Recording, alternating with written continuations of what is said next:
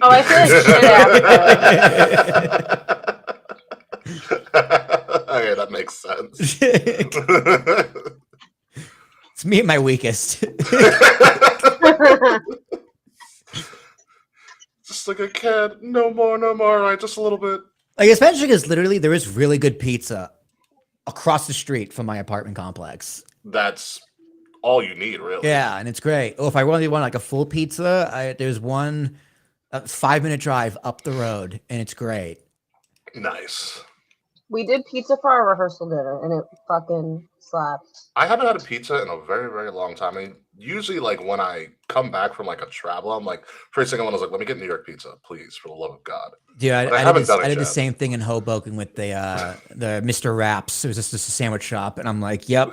Anytime I get off like an airplane, I just like drop the bag off, go to Mr. Wraps, and just enjoy myself. Pretty much, but I haven't done it yet. Instead, I was responsible and went grocery shopping and got my car worked on. Good for you. Don't remind me. I hate being an adult.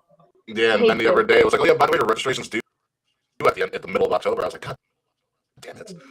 Yeah, dude. At least I send you a message, dude.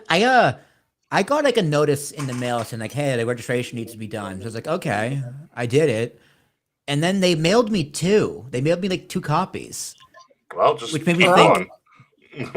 I know. I'll keep one in the car and I keep one in the house, I guess. But I'm like, yeah. Does that mean I paid for it twice? That definitely means I paid for it twice. Check your bank statements. Do you have a receipt? I guess. Yeah, but I don't know how long ago I could have done it. Because, like, dude, I swear to God, with government documents like this, Easy Pass, which is technically part of like the state, correct, of New York, they gave me a bill for like one of those toll by mail things, and it said it was past due, but the date on it, and this was like maybe in mid-April, the date on it was June 25th of 2025, when we are in April of 2026. Why are they so late? Hey, Charles. That's what I mean. That's the whole point. Why is it so late? And the even stupider thing is, I had that bill wiped 6 months prior. Wait, do you not have like an Easy Pass actual like? I do, but for some reason it wasn't registering under certain. Oh, when you were driving through? Oh, that's weird. Yeah, it just wasn't registering. So it's supposed to send you in the mail, which is like, okay, fine. But Yeah. like I sent it in the mail almost a year late. Yeah, that's very weird. They're like, "Oh, you have interest on this?" I'm like, "No, I don't." No.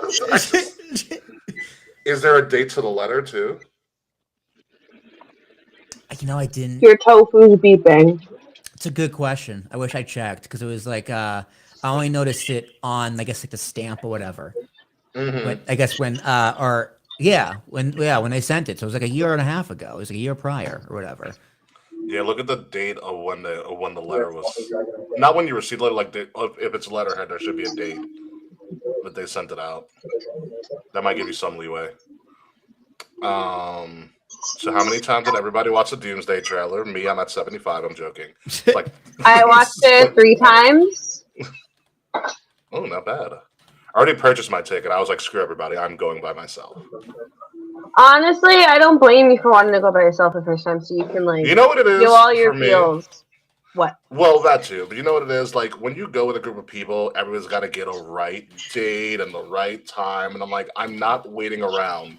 What's probably going to be like a $2 billion movie with the revenue they're going to bring. And I was like, every man for themselves.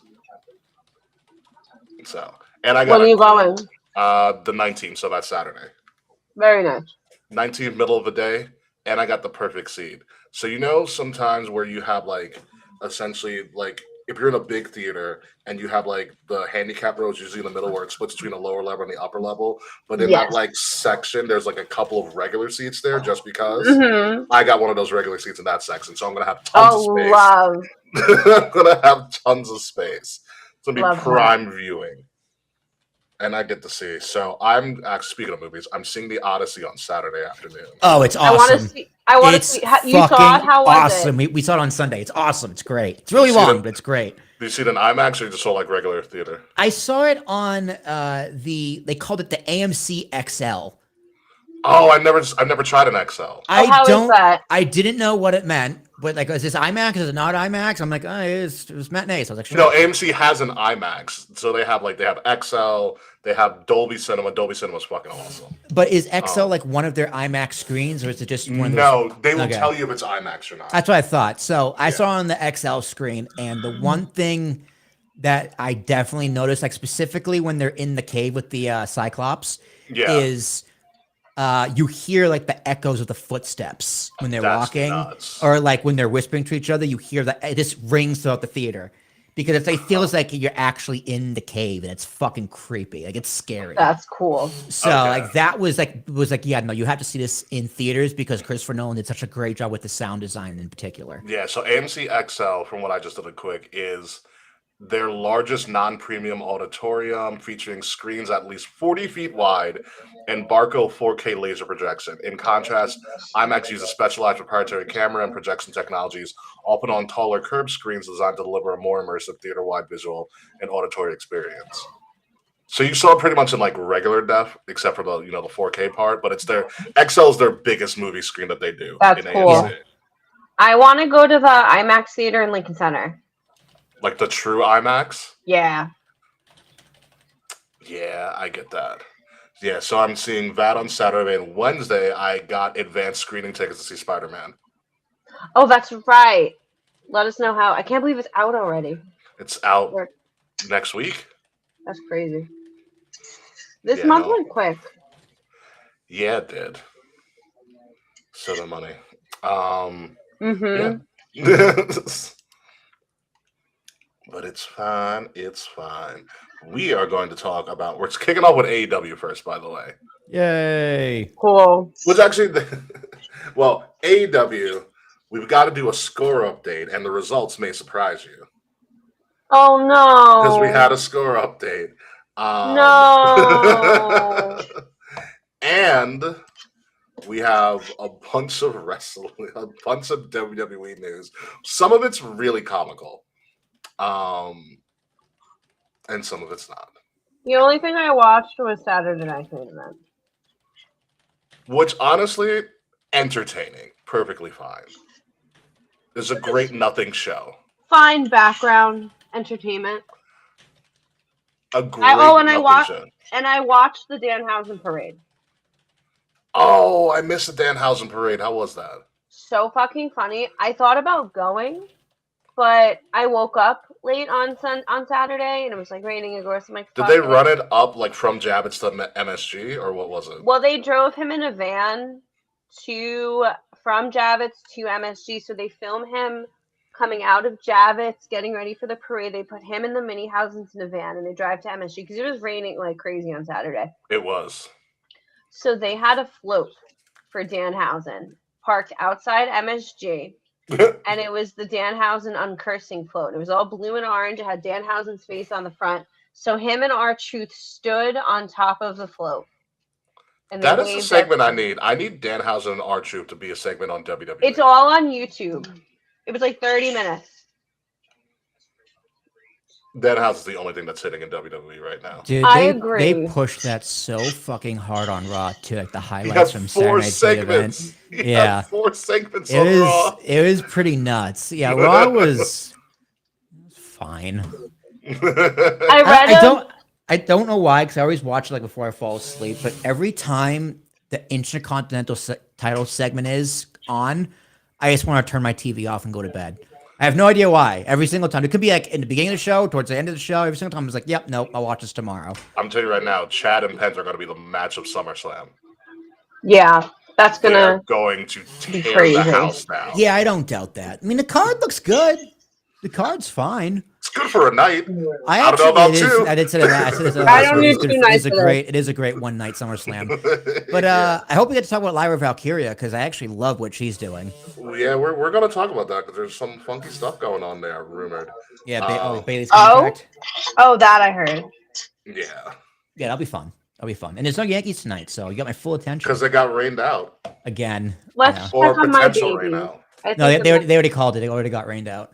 No, I know that, but I don't know if it started raining just yet or so.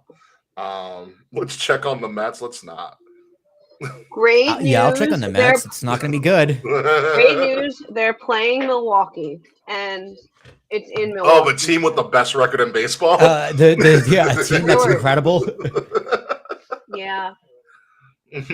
I was so Let's excited last time we did the show because when we left the show, the Mets were winning, and I went to bed, and then I woke up and found out the Mets lost. All right, Ricky. Let's play a game. Who has the better record, the Mets or the Colorado Rockies?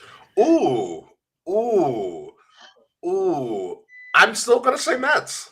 It is the Mets, But barely. The Barely. Mets don't have the worst record, but we're like the bottom three, I think. They are in the bottom three.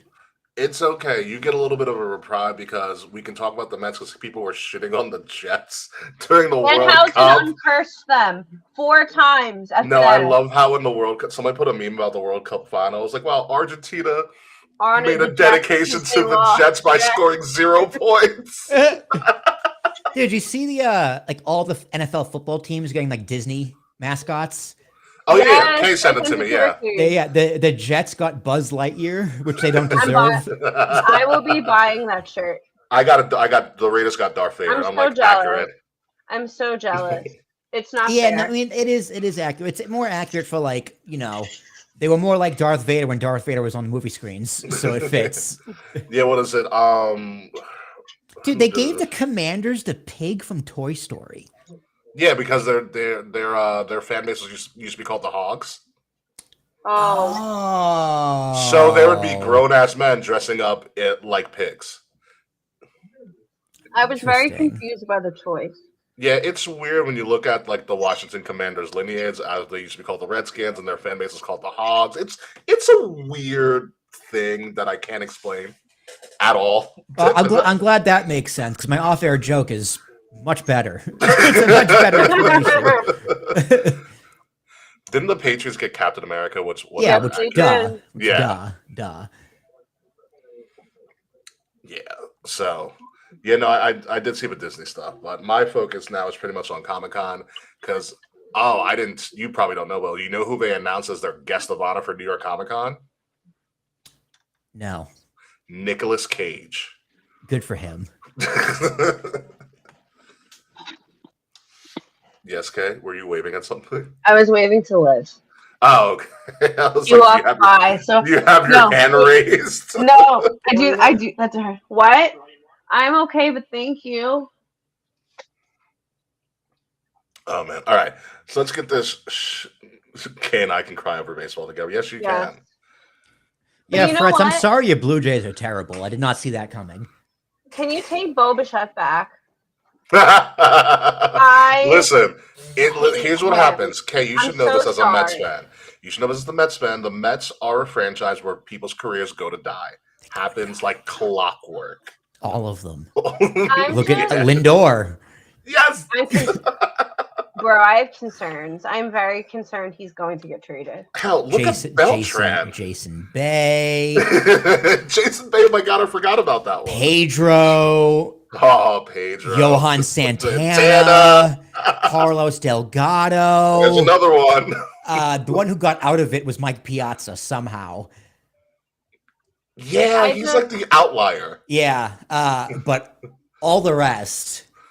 Lindor. I said Beltran already, right? Beltran, yeah, because Beltran had the resurgence once he left.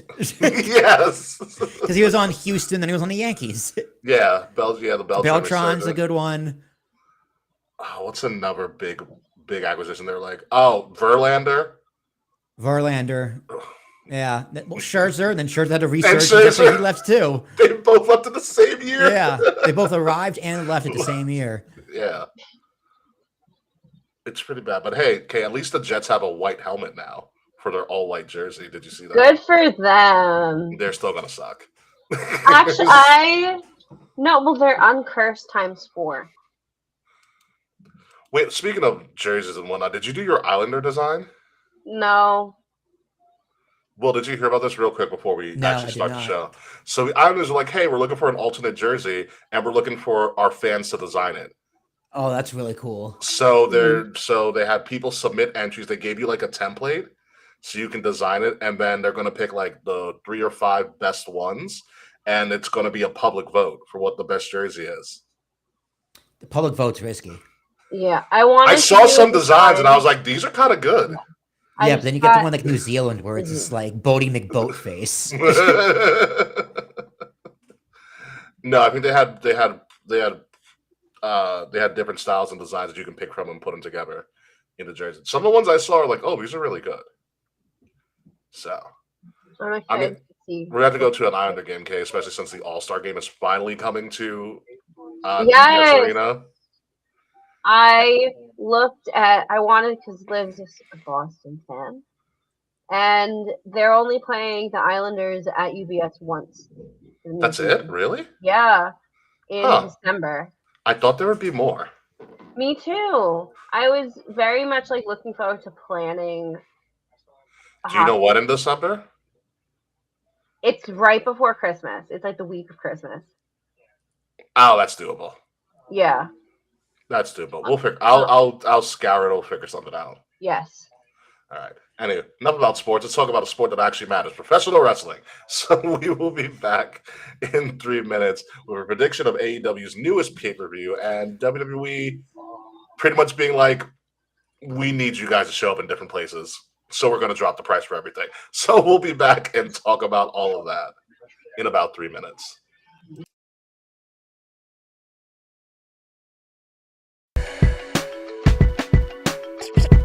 Kings of the rings of the illest. Kings of the rings of the illest.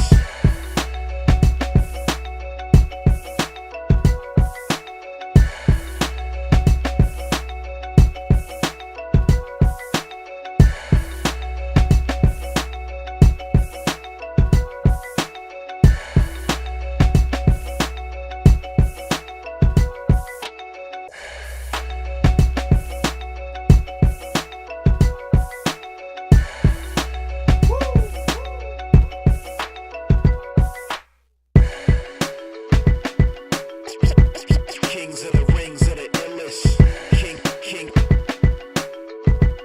Kings of the rings of the illest.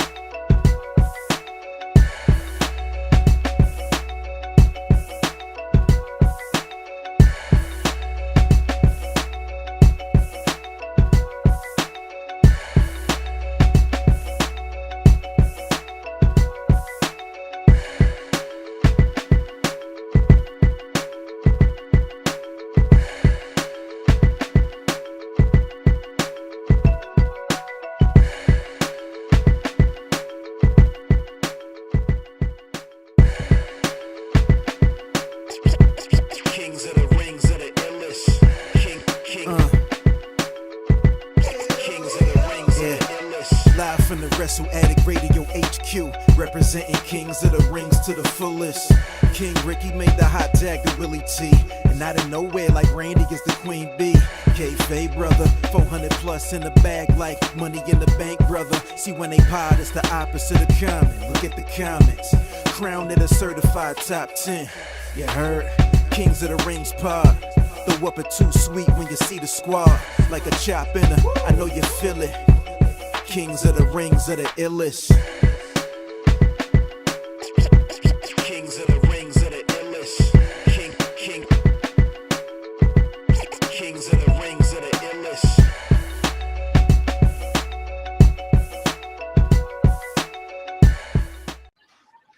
Boom.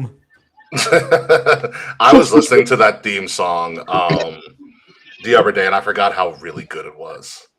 It is It's excellent. a banger. It is, yeah. It is really good. Also, you know what else is really good? Max Fried is coming back. Got that notification as we went to the Thank intro. God. He's coming back tomorrow too. He's starting game 2 of a doubleheader in and of itself. So go Yankees, ladies and gentlemen. Welcome to Kings of the Rings podcast, episode number 449. I am very surprised that we got here. I am your host, King Ricky Rose. Thank you guys for joining us. We are live currently right now on YouTube, on Facebook, on Twitch at KLTR_podcast and at Wrestle Addict Radio, I believe just on Facebook this time. So guys, if you like what you're listening to or what you're watching right now, please leave a comment, leave a like, share, subscribe, leave us a great review if you are so inclined to do so. The links to all of that are in the description below and also in this QR code right above my head if you're watching me stream live and watching the rest of us. With me, as always, the Mayo Mate, the Styrofoam Stallion, Mr. 8.5 by 11, the founder of Kings of the Rings podcast, Ooh. Will Tereshak. How are you? I like that, Mr. 8.5 by 11. I get that one. That's the size of white paper. There you go. Hey, finally, I understand. That boy, me. Yeah, I could call you A4. That was good. No, A4. No, don't call me A4. I don't like that. That one sounds bad. 8.5 by 11. That could mean anything. Maybe it's good. I like that one. Let's rock with that one. Yeah, we'll stick with that. Yeah, that works. Yeah, approval rating 35%, and those numbers are low. Listen, you were lower before. I'm better than most modern presidents. That's for damn sure. That's also very true. That's not hard. It's really not hard. Yeah, I mean, all you had to do was not get into a photo with the winning team. God, that was so funny. That was so funny. Do you cyber real quick? Do you know in I guess the Spanish national team's official social media they cropped him out? They, no, he like a little bit of his suit. Yeah, they edited him out of the photos. Hilarious. He's like, no, you're getting a picture of me holding the trophy with the team. I'm the president. Do you know how awkward he looks just standing there? It's hilarious. Dude, forget about how he looks. How do you think he smells? It's sweaty. It was hot that day. After rating and stuff, too. My God, what a ridiculous. By the way, I'm so glad Spain won because screw Argentina. Anyway, K-Hausen, welcome back to the show. How are you doing? Hello, everyone. We have a tornado watch in New York City. Tomorrow is Boris's birthday. No way, really? He's going to be 3 tomorrow. Oh, wow. Wow, they grew up so quickly. Frank's going to be 5 next month. I forgot Frank existed. I'm not going to lie to you. It's all been about Boris for years. Yeah, Boris just came in like the hockey players in the villa, yeah. Well, it's because Boris can run around the house. Franklin's in her tank. Boris is a bit of an attention seeker. I will give him that. That is also true. A bit? Just a bit. I'm putting it lightly. No, that boy loves attention. Yes, he does. A ton of attention. So this week, folks, we are going to get into real quick a prediction battle for AEW's newest pay-per-view. Because remember when AEW was like, hey, we're going to have a minimal pay-per-view schedule and focus more on TV? Yeah, that didn't last long. Are they going monthly now? It's getting close to monthly. I think that makes sense to me because when they made that announcement, that was like 2 or 3 years ago by now. It was around the time that it was around their founding time where they were like, oh yeah, we're going to have a minimum amount of pay-per-views, focus on wrestling, blah, blah, blah, and then they just kept making more. Well, I think it's a natural progression and a sign of how business is doing for them. Do you think that the demand's not there for more? I don't know. You know what it is? I think because of the stadiums that they do outside of Wembley, or arenas that they do, I think they're able to control their demand because they're not doing massive arenas all the time. And they also, you can't track buy rate either because it's all on HBO or whatever platform it's on. HBO or I think whatever AEW's international streaming service is. Yeah. And if there is actual buy rate, I think it's sometimes you can just buy it. If you don't have HBO or whatever, but that's not going to be public info paper. I think Amazon, they have a partnership with Amazon. I think Amazon Prime, you could buy it on there, or something like that. Yeah, I used to buy the pay-per-views on Prime. Yeah, Amazon Prime, you can buy it on there. So this one is going to be called AEW. What is it called? It's called Redemption. It is going to be from Montreal, Quebec, Canada, aka Quebec at the Bell Center. It is their newest one. It's going to be Sunday, July 6th, I believe, at July 26th, excuse me, I believe at 7 p.m. So another Sunday thing. They still haven't got the Saturday thing down. They're still going with the Sunday thing, but Traditionalist. I Collision. respect it. yeah, it's perfectly fine. It seems to be a pretty good card as of right now, because we know how AEW does and they stack things late. But as of right now, Yeah. there's 8 matches. That's good. That's not a lot. It's gonna be Well, that's a lot. 15 That's by good. Friday. What's up? I said it'll be 15 by Saturday. Oh, it's definitely going to double Yeah. by next time Collision comes on. So again, as of right now, there are 8. So we are only going to look at 8. A lot of them are championship matches because AEW is championship galore. Also, to keep in mind, this is going to be the pay-per-view before All In at Wembley Stadium. So they're going to have a month to build after this. There are some things that have changed since the last time we talked about AEW.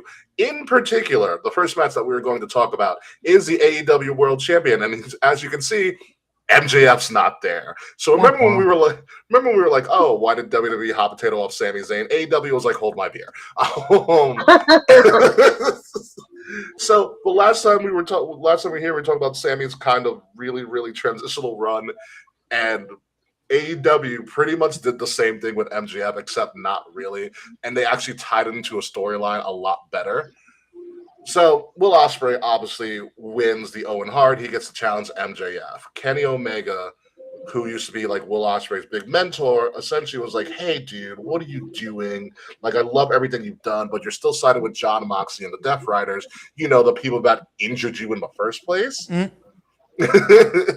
You know, and so Will Ospreay and Kenny are going to have this thing, and MJF, being MJF and a Long Island dickhead, just butts in and is like, yeah, suck, or whatever. That pisses off Kenny. MJF is like, Kenny, you're past your prime, blah, blah, blah. Kenny's like, I probably still have it. So he pulls essentially, he pulls a Hangman Adam Page. He goes, Kenny, I'll give you a title shot, but if you lose, you can't go for the title ever again. They have Beach Break, which is, you know, their bash at the beach light on Diamond Night, outside in like Jacksonville. Kenny and MJF put on a great match. Will Ospreay does technically help Kenny Omega with the Dynamite Diamond Ring and all these other shenanigans. Kenny is the new AEW World Champion, be it as it may. So currently, as of this moment, there's nothing for MJF to do at All In, which might be a mistake. Yeah, that's a problem. Yeah. You know, but we are going to get currently, as of this moment, Kenny Omega, Will Ospreay in the main event, which is going to be fun regardless. Yeah, and you can't put MJF in there because that just would not.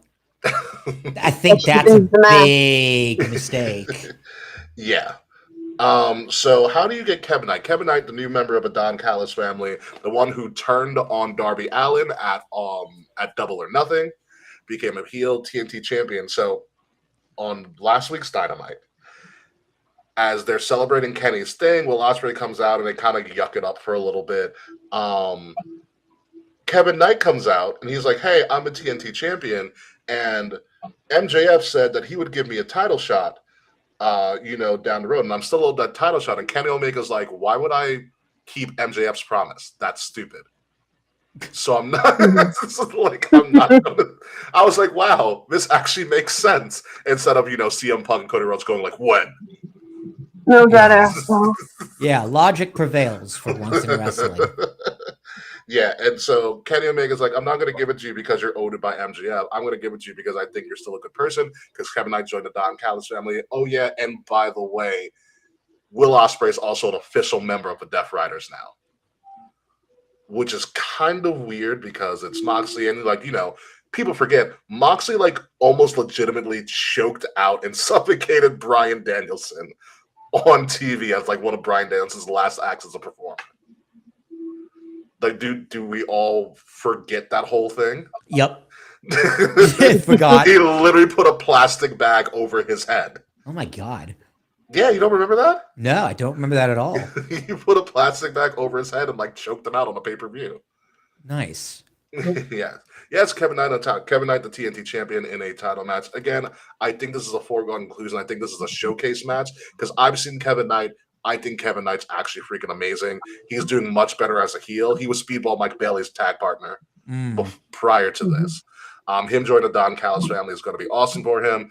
But You're not gonna do Kevin Knight versus Will Ospreay. You're doing Kenny Omega versus Will Ospreay at all. Yeah, duh. Yeah. Kenny, Omega. Capital Kenny, D, duh. Yeah, Kenny Omega. It's gonna be a fun match because Kevin Knight's freaking awesome. But I think it's just Kenny Omega all day, every day. And honestly, this might be Kenny Omega's last real legit run as a champion. Like, he's getting old. That diverticulitis that he suffered from is gonna kick in eventually. Like, there's not much time for Kenny left, I don't think, in my opinion. But we'll see what happens. Moving on to the next match on the card, the AEW Women's World Championship. Oh yeah, Willow Nightingale's back. Nice. I Quicker thought than she was expected. hurt. Yeah, we all did too. But she came back a couple weeks ago. She came back a couple of weeks ago. She was a surprise entrant, or she was a surprise return at Beach Break. She won the #1 contendership. She's going up against Thekla. This is interesting because we do know that Mercedes Moné won the Owen Hart again, so she is guaranteed Women's World Title match at All In. Yeah. Mercedes is technically a heel. Thekla is also technically a heel. And we do know that Willow and Mercedes have history, especially around the TBS title. So the question is, who goes to face Mercedes at All In? Do you give it to returning Willow Nightingale and she beats Thekla? But Thekla is fantastic right now. She's on a great run. I think you gotta just have the two bigger stars. Yeah.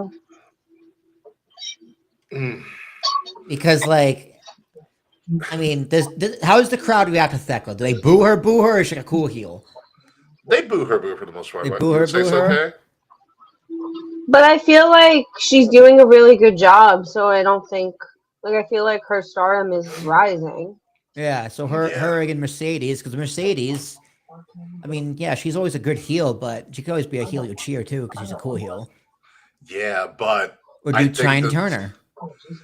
You could. Well, you're not, because Mercedes just paired up with Divine Dominion, so she's still healing it up pretty well. Hmm. It's so weird because if Willow wins and then Mercedes beats Willow, it's kind of a transition thing again. Yeah. But from kind of a traditional wrestling perspective, Willow's an amazing babyface to Mercedes heel. Yes. You know, and Willow gets a babyface pop. Like, the crowd loves Willow. And why bring her back if you're not going to use her? Yeah, I don't know about this one. This one's hard for me. Dude, you can't go against the Claw. I've gone with the Claw every single time. I'm not going against the Claw. The Claw. The Claw. You should have her on comment. She's really good on commentary. She's kind of like been chosen. she's very kind of like, she's very like almost a Lady Gaga-esque type in the way that she describes things. Where's she from? Is she European, Australian, American, Southern? European. European? Yeah. I forgot where in Europe. She looks like she's European. But she's like, I like these bitches. It's like the things she says in commentary. Kay, what do you think here? I want it to be Willow, but I think they're going to go with Thekla. It doesn't make sense to hot potato the title. Especially doing it twice. Yeah. I'm sick of hot potatoing. I'm tired of it. So my official prediction is Thekla, but I want it to be Willow. Ditto. Yeah, I want it to be Willow because I feel like, because we've all seen Willow's entrance. She does the claps and everybody's clapping with her. Mm-hmm. Like, that at Wembley is going to be freaking awesome. Yeah. Like, she has such a great entrance. It's such like it's very original Bailey entrance. Mm-hmm. But I don't know if they give it to her. And Thecla's had the title for a really long time. Yeah. Ooh. You know you want to go with Willow, Ricky. Just do it. Just do it, you coward. Do it. You know what? Just to oppose Will, I am going to go with Willow. Oh, let's go. Because I don't think Mercedes loses at All In. Like, Yeah, I don't think she loses either. No. I don't think so either. Yeah, you don't give her the Owen twice to have her lose twice. Daquan's going with the Claw. That's it. Tribe has spoken. We're going with that. So yeah, for that's kind of a toss-up to me. The next match on the card that we have is tag team match for the sake of a tag team match, because we have to have them do things. The Death Riders, Will Ospreay and Jon Moxley, which sounds freaking weird, versus the Young Bucks. That's pretty much what we got. Yeah. titles? No titles? No titles. The Young Bucks are not tag champions. The only champion here is Jon Moxley, who's the Continental Champion. So it is a tag match for the sake of a tag match. I most part. don't see Will Ospreay losing when he's the main event of your biggest show of the year next. I agree. It's like, hey, you just won like the Elimination Owen Chamber. Hard, yeah. Or and is this? Are you just winning the Elimination Chamber? Guess what? You're losing on a tag match on SmackDown. Like what? Why? Why? Like, you're trying to build momentum. Yeah, I think the Young Bucks can suffer a loss here, especially because they're playing with this, like Jon Moxley and the Death Riders are very ultra heelish and kind of like rebels without a cause. And Will Ospreay's like this. Oh my God, I'm so happy to be here, chap. You know. Hip hip. Yeah, hip hip. Taquan makes a good point. At what point did the Young Bucks stop being called young and they're just Bucks or old Bucks? The Bucks. They were called the Bucks for a while, and then it just went back to like Young Bucks. I think. I could see them being the old Bucks at the end of their career. Just come out in canes. Yeah. Yeah, I think at this point, I think the story here for this tag match essentially is, I think what you have to see, because they're teasing that Will Ospreay might go heel. Because currently now Kenny's a face, Will Ospreay's technically a face. So, and Moxley and Ospreay have been tagging a little bit more frequently, and they're kind of pretty fun together. But if you're going to progress the story, you got to kind of do a will they, won't they with Will Ospreay. Like, is he going to go like ultra heel, or is he like kind of going to be this weird guy in the Death Riders that's happy to be there? You know, they're teetering that story, and I kind of like it. Old Bucks out in New Day's time machine. That's a good one, friends. Wait. What if the New Day comes out and costs Young Bucks the match?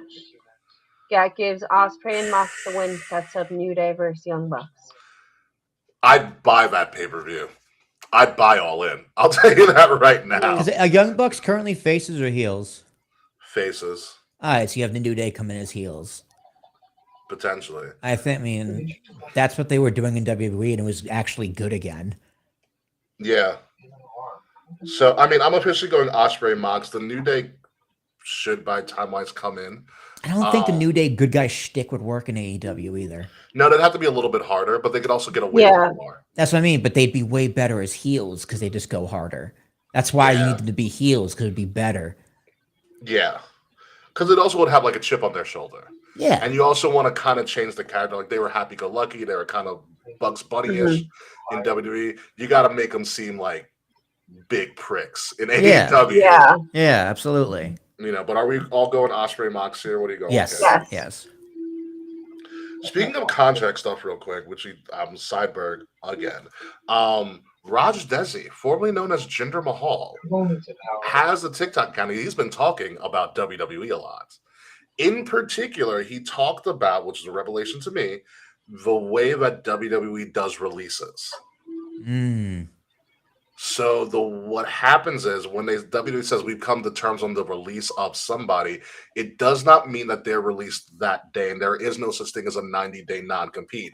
What Raj Desi has said is that they are still technically under contract for those 90 days, and it expires at the end of the 9 days. So they're still getting paid.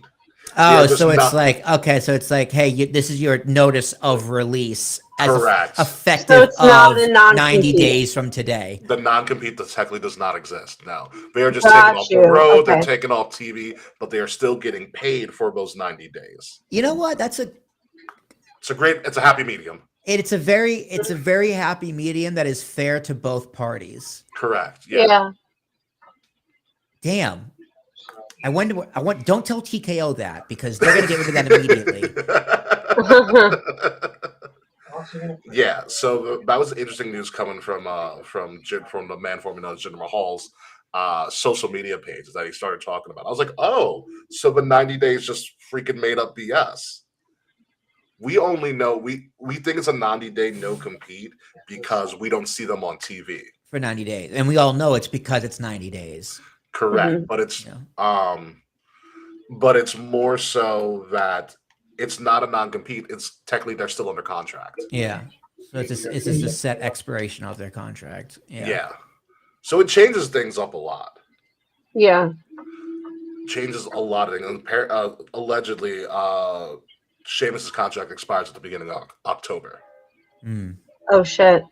So yeah, so then it's like, oh, there is no 90-day non-compete because it expired. Yeah. Mhm. But it's like, no, they're just not being paid anymore. Well, they're not on the road. They're still getting paid up until their contract expires. Yeah, but I'm saying if the contract itself expires instead of like being released. Correct. Yeah. So just an interesting little thing that I thought was actually freaking good. Nice. That's little, worth mentioning. That's really cool to know. It's really cool. Yeah, I gotta find his social media again because he's dropping other points of knowledge too.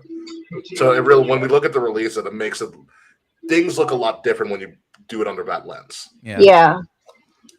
You know, and so that's why and it also gives the wrestlers time to negotiate with other people as well. Yes. So I wouldn't be surprised if a New Day do pop in and do a match at All In.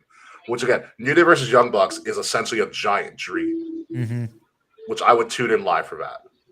Well, I know this week is like everybody, like Alistair, Zelina, everybody from that wave of releases are free agents. I think it's on Thursday. Oh. Yes.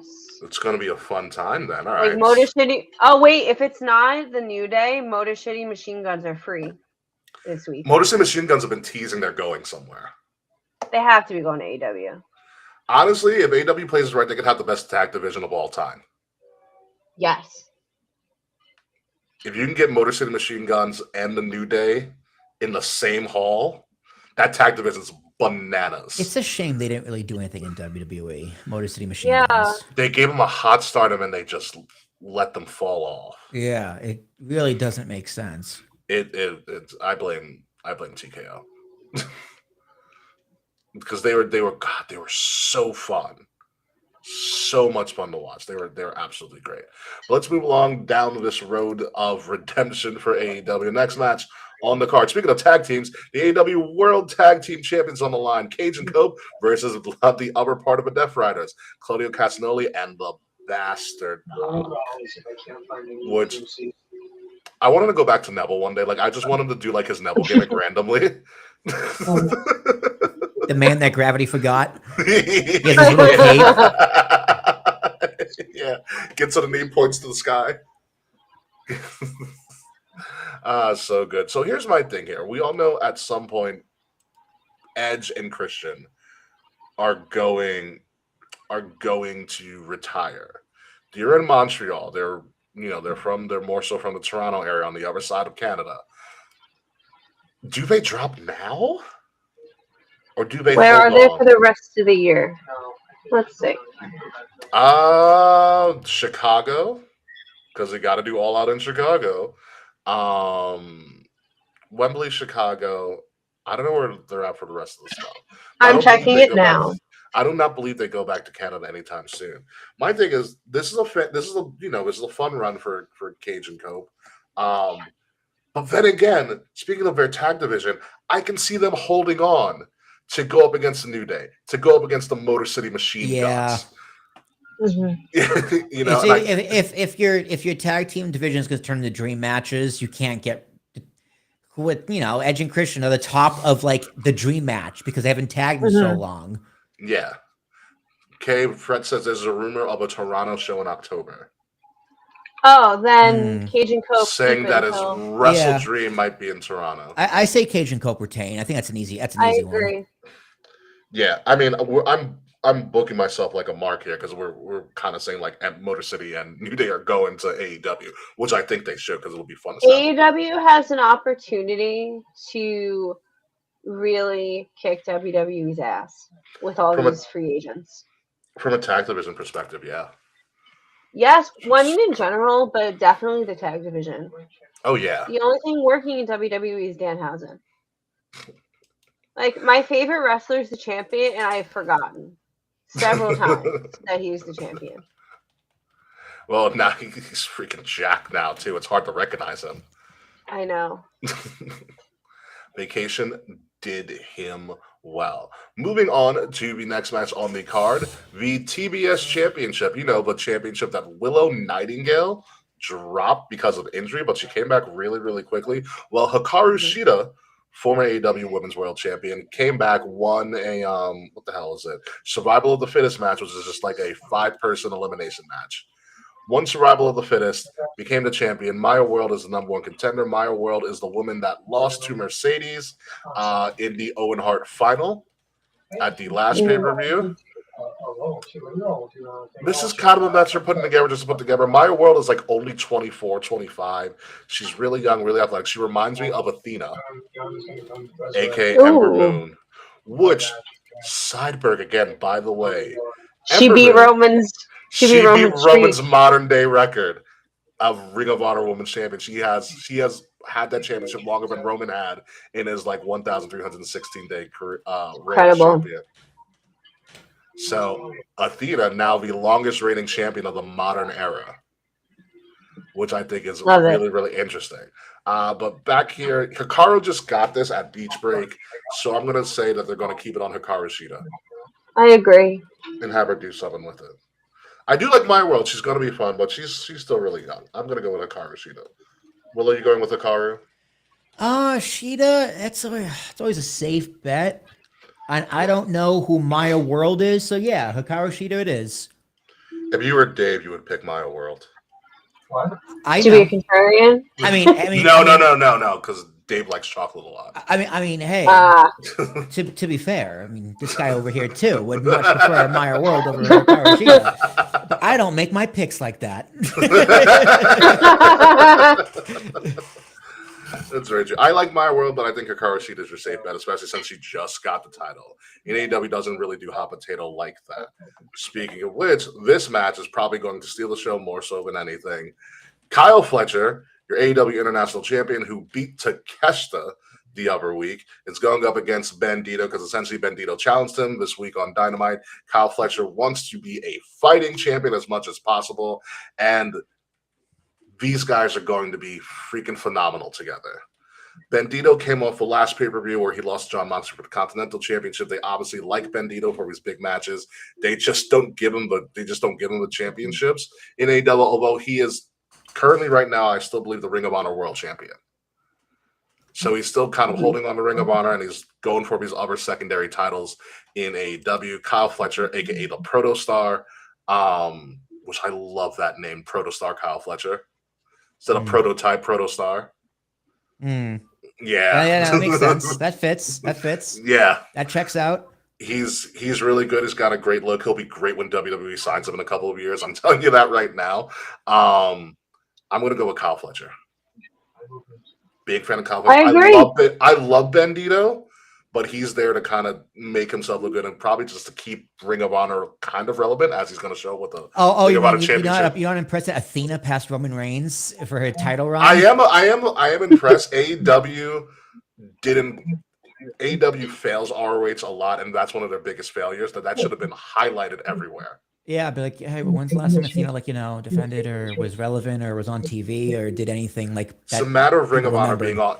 I've always said it's always a matter of Ring of Honor being on TV. Collision should not exist. Ring of Honor should be on Saturday. Yeah. It's real simple. Yeah, I don't know what the hesitation is here. Yeah. It's real simple. One TV slot is AEW, the other TV slot is Ring of Honor. Easy. It's really easy. Anyway, I'm going Kyle. Okay, are you going with Kyle? I am. Go Kyle. Will, I'm going with Bandito. Are you really? Yeah, oh yeah. I like Bandito. Give him something. I like Bandito. I think we saw Bandito. Didn't he just go up against Kenny or something? Like, what was his last match? He went up against Moxley. Yeah, okay. So I mean, you don't like go and face those top name guys, like one of your pillars of the company and Moxley, and then lose to Kyle Fletcher. I believe Moxley. No, not Moxley didn't just resign. Jungle Boy Jack Perry just resigned. Good for him. He's not going to WWE, that's for sure. He didn't have any options. You don't want him. No. Not without his dinosaur, at least. Which, where's he been? I don't know. Moving on. The AEW National Championship is on the line. Mark Davis of the Don Callis. AEW is pretty much the Don Callis family and everybody else for the most part these days. But Mark Davis, the National Champion, is going up against Andrade El Idolo, who just pretty much left the Don Callis family, and Andrade wants a title shot. He has beaten enough people to go up against Mark Davis because that's what they do in AEW. They settle things in the ring. I will tell you, Mark Davis. He used to be partners with Will Ospreay. I've never seen that man in my life. He's a big burly man, and he is great. But I will tell you this: I'm going with Andrade because Andrade is hot right now in AEW. I don't know how. Maybe he's off the weed, but he's doing real well for himself. As someone that is not off the weed, I'm gonna go with Andrade. I like no, what they're doing with Andrade. He didn't win anything the last time he was there. We makes think he's going to win anything this time he's here. He's more over now. I guess. I like those sunglasses though. He looks very fashionable now. He does. It does. He looks like Seth Rollins was in Peaky Blinders. Ooh, I see that. I don't know who is Mark Davis. I don't know who he is. He was Will Ospreay's former partner coming from Australia, but he turned on got a Don nice Callis. beard. Yeah. Fuck. Okay, if Andrade's over, I'm going with you. I'll take you guys' word for it. Let's go Andrade. Take two. When he left the Don Callis family in the cage match, and he ripped open his shirt and it said "Fuck Don Callis, fuck MJF," the crowd went nuts. That's cool. Yeah. So we're Andrade with the clean sweep. I think Andrade finally gets a championship in AEW. He can win He can win in New Japan. He can't win in WWE, but he can win in AEW. I think it's his time now. Moving on to the final match of the AEW card. The Painmaker Chris Jericho has returned to challenge because him and Tommaso can't stop fighting each other. In a feud that Tommaso clearly started for no reason. In a no-holds-barred match against Tommaso Ciampa, they had another match at Beach Break where it wasn't no-holds-barred, but they kind of went nuts, and there was blood and stuff, and then Ciampa almost used a power drill to drill in Chris Jericho's head. That did not happen. He actually just used a power drill on a beach ball because it was beach break. But whatever. Be it as it may, this is going to be a no holds barred, anything goes match. Painmaker Chris Jericho, because he's still trying to be relevant, versus Tomato Ciampa, and everything here. I think at this point in his career, Jericho is just doing the job. He's also having fun doing this. But I think he's just doing the job. I'm going to go with Ciampa. Hard one for you, Will, isn't it? It is. I'm going to go with Jericho. Really? Why Jericho? Why? Because you got to give him something. He's been there forever. Tommaso Ciampa. I forgot Ciampa was even on the roster. So they feature him more on Collision, I think, than Dynamite. Yeah. Yeah. I mean, it's not a good sign. What's the last thing Chris Jericho won? Title-wise? No, I mean in general. The feud, even? I don't remember. Maybe when he was learning True Jericho? Maybe? I don't know who to pick. I agree with both. Like, I want to see Jericho win because the Painmaker's back, and I want to see like the gimmick mean something. But I also could see him just being there to do the job. So I'm just like, what do I think is more likely to happen? Do you want to like flip a coin? No, I'll go with Ciampa. Gonna go Ciampa. I'm not certain about it, but it feels slightly more correct. Yeah, we'll see what happens with that. Unless I don't know where you on the card, but it's gonna be fun. They have a sequel at All In. Jericho. The last feud one. Jericho won. So I forgot. Jericho won Stadium Stampede at Double or Nothing this year. This year, yeah. Okay, then I feel better about Ciampa winning. Okay. Ciampa. That's the last bit. He won Stadium Stampede. His team won Stadium Stampede at Double or Nothing. So. As of right now, that is all the matches on the card for AEW's Redemption. Obviously, there are probably going to be at least 5 more by the time the show starts. But as of what we know of right now, how well do you think this pay-per-view is going to be? Will Tarashak? I like it so far. I think it's a very strong 8. It's a very good card on paper. Just don't do more. This is fine as is. It's a balanced card with a lot of matches I would actually care about watching. And a lot of room for stories. Yes. A lot of room for story, and you need stories going into your biggest pay-per-view of the year, kayfabe. I'm gonna give it an 8.5. 8.5. Okay. For me, I'm still going to go with Will and say it's probably a solid 8. There's room to grow. There's room to make it epic because it's the first pay-per-view, the first time we're doing Redemption. So there's a lot of wiggle room to do stuff. This could be a really good setup pay-per-view in the future for All In, which hopefully that's what it does, and we start getting like the major story more so in this pay-per-view leading into All In, so that All In becomes really, really hype. Speaking of which, we haven't done this in a while, and we do have the results from that mega weekend at the end of June where we had 4 different pay-per-views and PLEs. I finally calculated all of the scores. Are you guys ready for the results? Fuck yeah, let's do it. Take a deep breath, everybody. Oh yeah. You get to make K's like leading by a lot. In first place. Still, yeah, I fucking knew it. I knew it. With 81 points. Second place, Will with 74. I'm still in third with 73. Will, you screwed up one real bad, and I also screwed up one real bad. That's why we're close. And Kate dominated one of the papers. It might have been like Slammiversary where you got a number 10 piece. That's why you had fucking close. Yeah. I remember doing decently during the mega weekend. Yeah, no, you did one where you hit double digits and Will and I did not. And that's what's really separated you from it. And Will and I each had one where we didn't do well. I'm fucking trailing behind Mr. Fretz in Mance's prediction game. I always forget to do one of the predictions in Mance's thing. That's why I'm like in the middle. I was like sweating before Saturday night's meeting because he still hadn't posted anything. And I texted him, I'm like, are we doing this or what? Oh no, we are not. And he's like, it's not a pay-per-view. And I'm like, great. Yeah, back when I thought Saturday Night's Main Event was actually going to mean something, I was like, yeah, let's do it. And then I was like, oh, this means absolutely nothing. At all anymore. It's barely even a setup pay-per-view. But speaking of pay-per-views, WWE in our absence has announced a plethora of crap that's coming down the pipeline. For instance, Survivor Series War Games is going to Houston, so you know there's going to be cheating involved. Looking at you, Astros. From whatever it's called Dyken Park, or whatever it's called. Will, it's a Dyken Park, where the Astros play now. Oh, I have no idea. I still call it Minute Maid. I still call it Minute Maid. I still call it Minute Maid. I didn't know change names. Yeah, I didn't either. Yeah, it's called Dakin or Dyken or whatever. It's where the Astros play at. So it is going to be the Saturday after Thanksgiving, Saturday, November 28th. Houston Texans War Games is officially announced as going to be returning. So be on the lookout for WWE setting up random factions for no reason. And of course, I do believe War Games should be replaced and just called the EO Sky Trash Can Invitational. Yeah. Yeah, that's what it is. I almost hope she's injured so that she can watch something else. No, if she's injured, they'll find a way to like injury. No, like she'll seriously injured.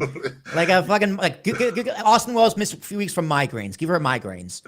There you go. You know what's gonna happen? They're gonna Io Sky could essentially be injured, but they'll find a way to she'll be in like a boot, but they'll put her on like a crane in the trash can and just drop her into the middle so she can do the spot. That's what it's going to be. So Survivor Series, that we finally announced that big four. We don't know where Royal Rumble's going to be, but WWE also announced something else that's going to be very, very interesting. They announced Worlds Collide again, AAA and WWE in Chicago. Ironically, it's the same day as AEW's All Out, my God. Is also in Chicago. I did see that. Yeah. I knew they were the same day. I didn't know they were both in Chicago. They're both in Chicago. They're both on Saturday. One is AEW is going to be at the Now Arena, which is the smaller of the arenas around the Chicago area, the greater Chicago area. And WWE is going to be at the Allstate Arena, aka one of the crappiest arenas I've ever been to. But the acoustics are great. The acoustics are fantastic in that arena. It's just a crappy arena in and of itself. Will can attest to that as well. Yeah. Not enough leg room. Not enough leg room. It's really There's no room at the Allstate Arena. It's really cramped, but the acoustics are fantastic. It's phenomenal building. Yeah. You do realize that that's where we did WrestleMania 23 at. Yes. Mm-hmm. Which is wild when you really look at that arena. So from what I've heard so far, AEW, they were going to start around the same time too, but AEW moved their time frame up. So their show's going to start a little bit earlier than Worlds Collide. So I think this is the first time in the history of AEW that WWE and AEW are going to be in the same city on the same day at the same time. And I'm kind of jealous for Chicago because, like, where do you go? It doesn't matter. You're gonna have fun. It's gonna be great. Yeah. Do you know what? I think when this comes, because it's going to be the end of September, we should get Smiley back on. That's a good idea. That'd be fun. Smiley is in Chicago. I want to see where Smiley's going to go, if she's going to go to either of them, and what her thoughts are on this. Worlds Collide is always a fun time. AAA is just a phenomenal program. Well, I don't know if you've been watching the YouTube episodes of AAA. No, not at all. They're so behind on AAA. I don't doubt that they're great. Like, Rey Mysterio as a GM, JBL on commentary, Undertaker's the booker. Yeah, I have like no complaints about any of those things. It's like a perfect storm. Yeah, it's great. Oh, stop. It is absolutely fantastic. So, I'm very interested to see how AEW plays up All Out and how WWE does Worlds Collide. And those cards are going to make for a very, very interesting weekend. Speaking of interesting weekends, this past weekend in New York City, there was the World Cup, which no one watched clearly. But there was I saw Odyssey instead. There was Saturday night's main event. There was also Fanatics Fest. But we're going to focus more on Saturday night's main event, which honestly for Fanatics Fest is pretty much a WWE event by all intents and purposes. Yeah, because like you have literally all like the athletes doing the WWE entrances. Everybody. They freaking had Bieber. Yeah. Dude, that was insane. WWE really does kind of just take over Fanatics Fest. It is pretty crazy. Freaking Tom Brady came out of a casket. That's funny. And then he slapped Logan Paul. Which, real quick, apparently they're trying to make that happen. Yeah, but Logan Paul's going to have his arm healed first. Yeah, Tom Brady's not going to care about that. Tom Brady was having the time of his life. Yeah, but Logan Paul needs people to move his arm if he's going to wrestle him. You also had Rhea Ripley show up to work, even though she's quote unquote injured. Which they announced either on SmackDown or Saturday Night's Main Event. So we're going to talk about this a lot more because SummerSlam's going to be next week. Hi, Boris. So the logic here is they totally UFC'd this, and I don't like it. Oh, the Hell in a Cell? No, not Hell in a Cell. Not Hell in a Cell. Rhea Ripley's title. Yeah. So Rhea. Oh, the interim title. Cannot compete. So they're going to have a 5-woman ladder match, which I freaking love. A 5-woman ladder match for the interim Women's World WWE Women's Champion. And then when Rhea returns, they're going to have a fight. They're going to fight to see who the real world champion is. Okay, here's WWE champion. Here's what this tells me: Rhea Ripley is not healthy enough for SummerSlam, but she is not injured enough to be out for more than like a few more weeks after SummerSlam, and maybe like another month or two. That's what I'm hoping. So if that's the case, you still need to have women featured at SummerSlam, and you still need that title defended in some way. So meet in the middle. Make it an interim title, and Rhea comes back like 6 weeks after SummerSlam, and it makes sense. Now, if Rhea's gonna be out for like 6 months, okay, now we have a problem. Yeah, because like WWE just does not do this. They always have them drop the title because the show must go on. Correct. But I think this situation where the show is coming up a little too fast for SummerSlam, we need to do something really quick just to save our ass. So if that's the case, I have no problem with this. Yeah, I think it's a good idea. It just WWE needs to be a little more consistent because this isn't the first time they've done this. A little more consistent about when they want to pull this card out of their pocket. Yeah, they got to be a little bit more efficient with the rules. Every time I think interim champion, I think CM Punk with the AEW title and the X over it. Yeah, I think that's what's irking me. I was like, oh my god, not again. We should just give Slack the intern title. It's like it's supposed to be intern, but it's just spelled wrong. The intern title. The intern title. We should have. I had money. I would create Slack an intern title. Just have it be one of those old foam like championships. Oh my god! They used to sell them like Toys R Us. No, it's just go to like a garage. Go to like a garage sale for somebody selling. We just make it out of cardboard and crayons. No, you know what? We should get like. Do you remember the foam IC titles that they used to sell? Mm-hmm. Yeah, get those and put like a giant thing of like duct tape where it says Intercontinental and just say like intern. Intern champion. Hardcore intern. Hardcore intern Slack. That'd be good. But also things happening at Saturday night's main event. We had Cathausen, and I am so upset I didn't figure it out until like 10 seconds before. I saw the cat go in, and I knew.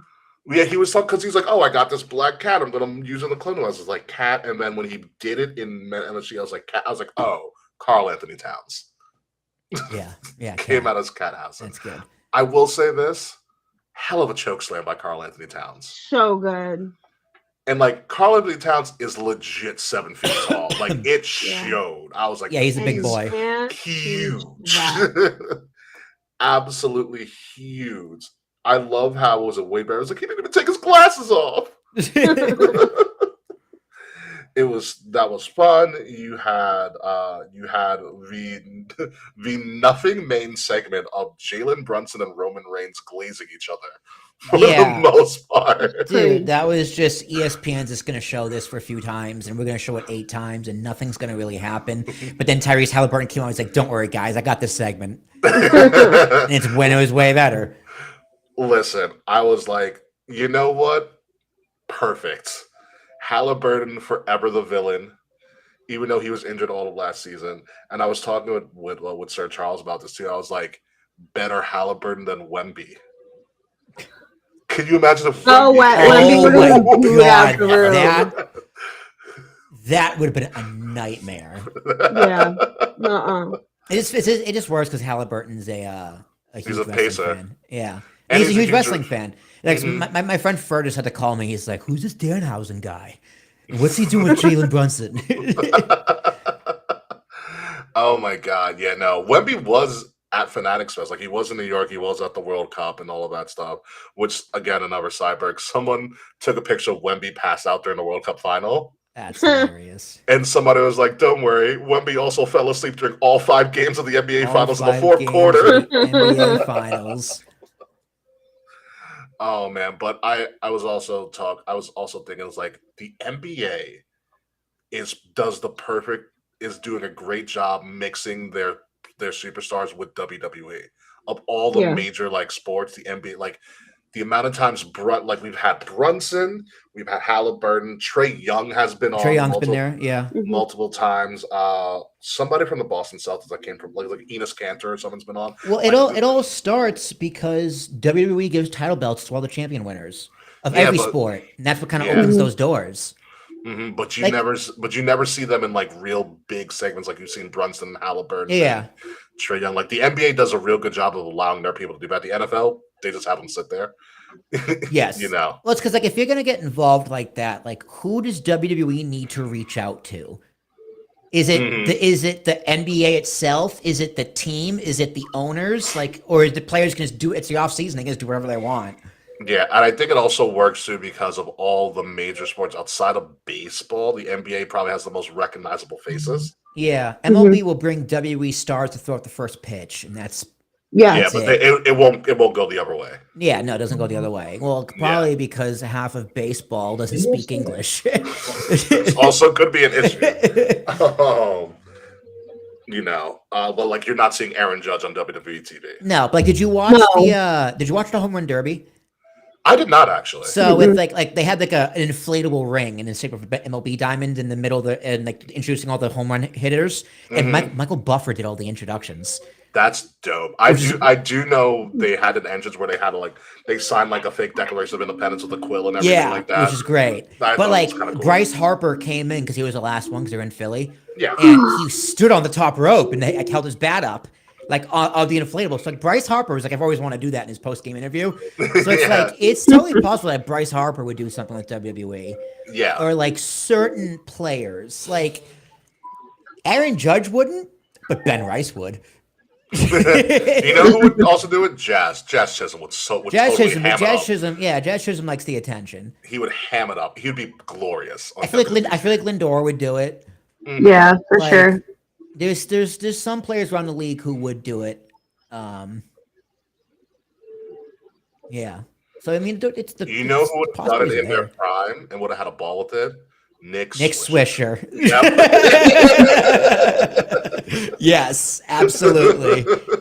Yes. Like a kid in a candy store. Dude, I was so mad when he left the Yankees because like it was the right call because he was towards the end of his career. But I'm like, no, but he's so good for morale. He's so much fun. It's like why you keep R-Truth around. He's great for morale. Exactly. Speaking of good for morale, did we just see the last of Bailey? There's a rumor that she's not returning. They did do that segment with Lyra, like she got written off TV. I think so. Mhm. I do. Yeah. And I think that's okay. I think Bailey wants to go and just test the indies and just hang out with Sasha for a little bit and just kind of take a break from WWE because she hasn't really been, even her title one wasn't relevant. They made her. It's really. She's talked about it in kayfabe, and I think also on like interviews. She's so reliable. They kind of big showed her. She's the fall person.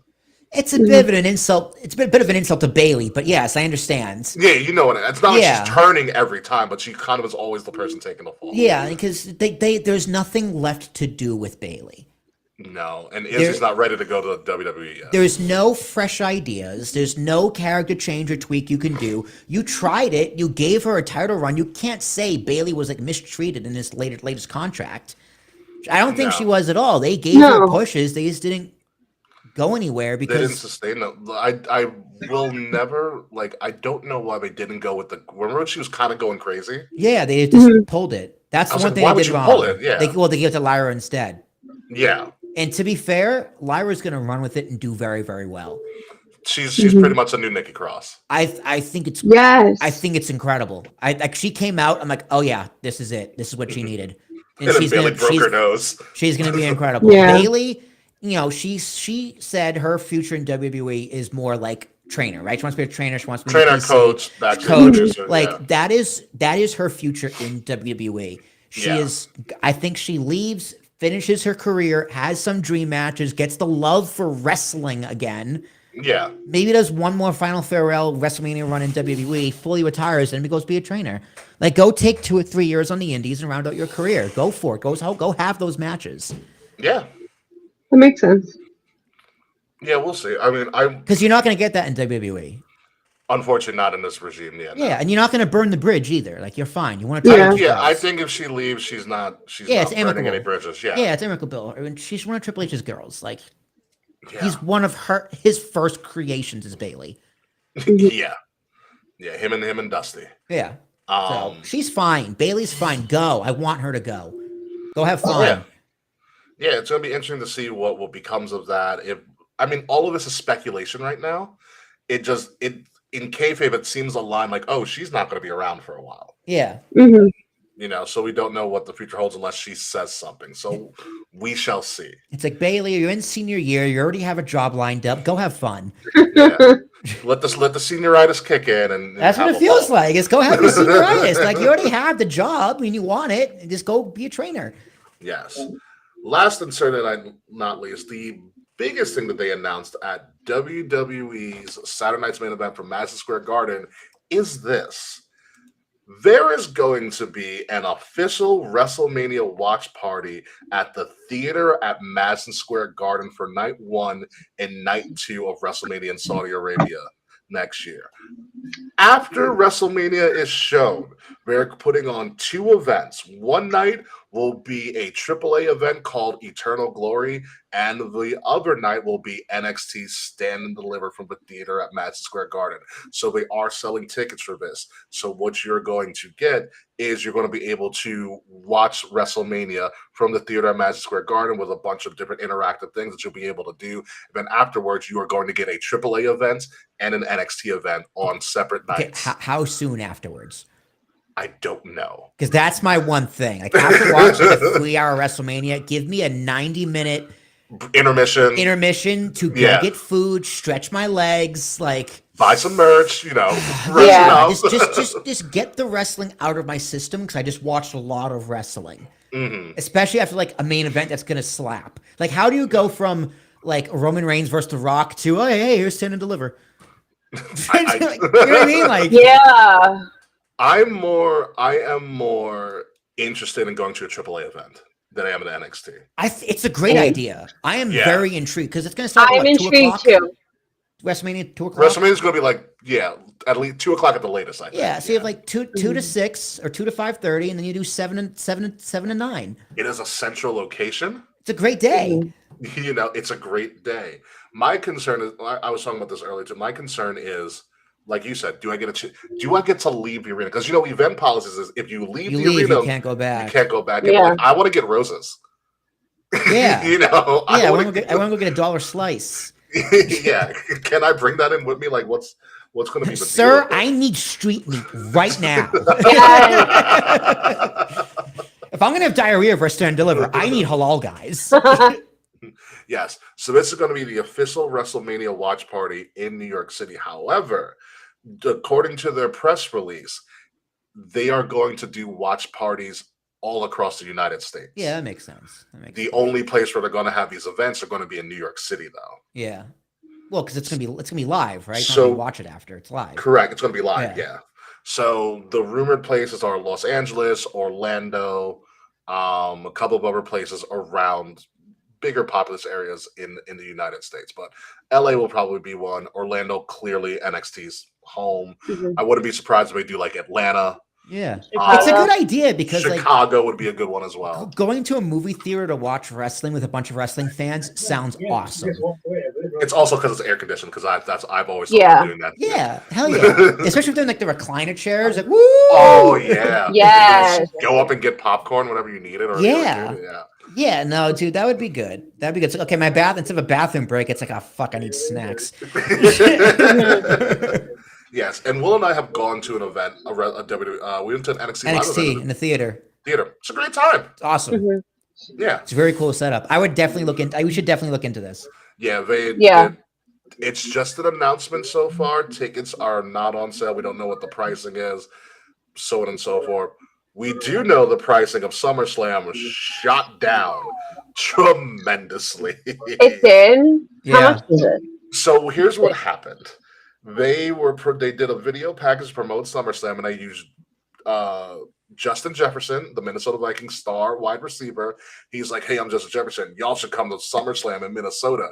If you use this code, you'll get, for a limited time, Kay, tickets are as low as $25 for SummerSlam. What year is it?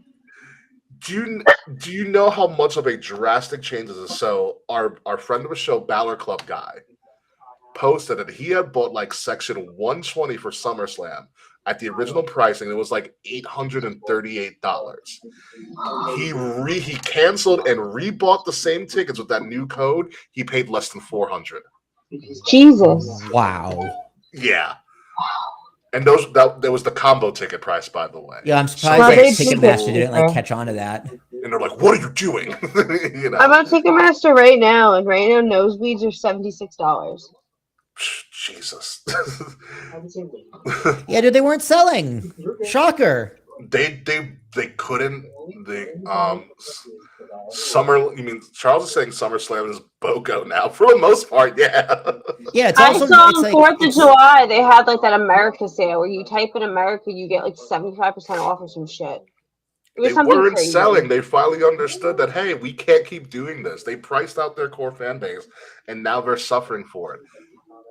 That arena, that Minnesota's Vikings arena, which is the sole reason I really want to go to SummerSlam, because that arena looks beautiful. Mhm. By the way, seats at minimum 65,000, and they couldn't even break 30. Wow. That's a horrible sign. yeah, it's very bad. Do you know how many people showed up for night one of SummerSlam when we went last year, Will? Dude, like How many? 40,000, 50. 50,000. Wow. And that was a smaller night. It was bigger night too. Yeah. So that is a really big telltale sign of where they are in ticket sales. And maybe this will be a wake-up call for them. Because even if they don't sell out, which they probably will sell out if they start to hype this up a little bit more. I mean, hell, we're getting Nick Aldis and Gunther, which finally. I hope it is Nick Aldis and he doesn't like pick someone for him. As of right now, it's Nick Aldis and Gunther. Did they announce that? Yes, they Yes. announced it. They It's announced it at confirmed. Fanatics Fest. Oh shit. Okay. Yeah. Let's go, baby. Yeah, Let's go. So I will be interested to see if they don't sell as much as they want to sell in these next couple of weeks. I'm going to be interested to see how they shoot this PLE. Because WWE and their camera angles can be very deceiving, and it is a domed arena, so they're not. It's going to be really interesting how they hide the dead spots. Yeah. Hopefully, better than they did at WrestleMania, because WrestleMania was really exposed, especially during the day. Yeah. So I'm very, very interested in that and what they do with that. But more importantly, if tickets are reasonable, we're all going to this. Like this just looks like a ball. Totally. Like we get the WrestleMania experience without being at WrestleMania. Look, it's so easy for me too, because I just literally walk 10 minutes at a train station, get on the train, and show up at the arena. Yeah, I walk across the street from the Long Island Railroad. Yeah, it's great. Right there. I am footsteps away from the end train. Perfect. And it's easy for all of us to get there. If pricing is reasonable, fuck yeah, dude, that sounds great. Yeah, it sounds like a freaking ball. My God, it's gonna be great. We can make a giant party out of it. No, I want to whatever day we can do a gala. We can do it. Yay! I would like to be part of a gala. I wasn't in WrestleMania Radio for the last one. Oh, that's right. You weren't. Yeah, you were a couple of months away. I was like weeks. I joined like a month after Mania. Yes, you did. You're welcome. Thank you. By the way, you're welcome. So that's all the news we have fit in the booth. The one thing that we didn't cover that we can kind of talk about here, and I'm going to send this to you, Kay. Here's my question. Oh boy. We know Big Cass is coming back. Oh, he's coming. Did you not see the video package yesterday? I did see the video package, dude. I saw him throw Enzo into that rope. Enzo was there for a split second. So in the first video package where they showed Big Cass, it was just a silhouette. The video package last night, they put the spotlight on him. So it's Big Cass. So it's not a surprise to anybody. Does Enzo come with him? Eventually. Yeah. No offense to Big Cass, but people want them both. So Big Cass is announced for the Raw after SummerSlam. I will actually watch live that day. Mm-hmm. So Will is saying eventually. So Will, are you saying like Enzo comes back later? Yeah, I think eventually. Once Big Cass comes back and they're like, oh shit, this really isn't working. So maybe like 6 weeks, 7 weeks, and then be like, you know when like Brock Lesnar came back, he went backstage, he's like, I need my Jew. He meant Paul Heyman. That's what Big Cass is gonna do. He's like, I need my guinea, I need my grease ball. It's Enzo. So the other thing, so the last time we also Enzo, we were at Slammiversary, and he was with Fourth Wall Promotions, who also was a part of Fourth Wall. Zilla Fatu. Zilla's coming also. So if we get Zilla, you're getting Enzo. If we get which Enzo means the bloodline storyline is fingers up in the room. How you doing? He's either going to do one of two things. He's going to make Roman break all the time, or Roman's going to hate him. If he's in the... he's like, I'm Uzi. And Roman's going to be like, you shut your whore mouth. I think at some point we're going to get a battle on the mic between Punk and Enzo, and it's going to be everything for me. I don't know if Enzo makes that alive from a Punk CM Punk promo. versus Enzo. CM Punk's be like, let me tell you something, boy. Nothing about this promo is consensual. You are taking this. Like, I would, even though they're not really using him at all right now, I don't think Enzo makes out of a promo battle with The Miz. Ooh. You think? Listen, The Miz can be absolutely vicious when he wants to be. Like we've all watched The Miz annihilate people just because he felt like it. Yeah, Miz can turn it on if he really wants to. Yeah. But I want Enzo to come up because I want the music again. Although in kayfabe storyline, before they were both released, Cass did turn on Enzo. And you did have the One Thug tier. And do you know that was almost 10 years ago? Goodbye. It was 2018, right? What's up? 2017, actually. Goodbye. I know it for a really remember- weird reason that I'll tell you later. Oh boy, I can only guess. But You're probably right. I remember the Thug tier like it was yesterday. It was a great promo. Yeah. It was a great promo. I have to find it at some point, but Cash put out a video about why he really got let go from WWE. And he talked about his severe depression and his alcoholism, and he just wasn't taking care of himself. Essentially, obviously, there was also the rumored crash out against Carmella, like the day he got released, as well. But he does talk about how he was just mentally not doing well, and he talks about in the video. He talks about also having a seizure on the Indies. Because that was also a thing as well, because he was drinking so heavily he caused a seizure and things like that. And lo and behold, an angel saved his life, essentially. Do you know who that person was? Jesus. No, DDP. Oh, of course. Aw. Way better than Jesus. DDP apparently found him at a signing, and he was like, I know you're depressed, you need help, I'm here to help you. Got him into DDP's sober house. He pretty much did the same thing he did with Jake the Snake. And essentially it's a really good 5-minute video where he talks about the whole thing. Did you know DDP is like giving a tour? It's like, this is where Jake slept. They can go snap a picture. This is where Scott Hall was, Scott Hall threw up on this carpet. I keep the stain to remind myself that anything is possible. Change can happen. You can be better. Yeah, at this point, DDP goes to the Hall of Fame just for essentially saving another wrestler. This man got Lex Luger to stand up. That did happen.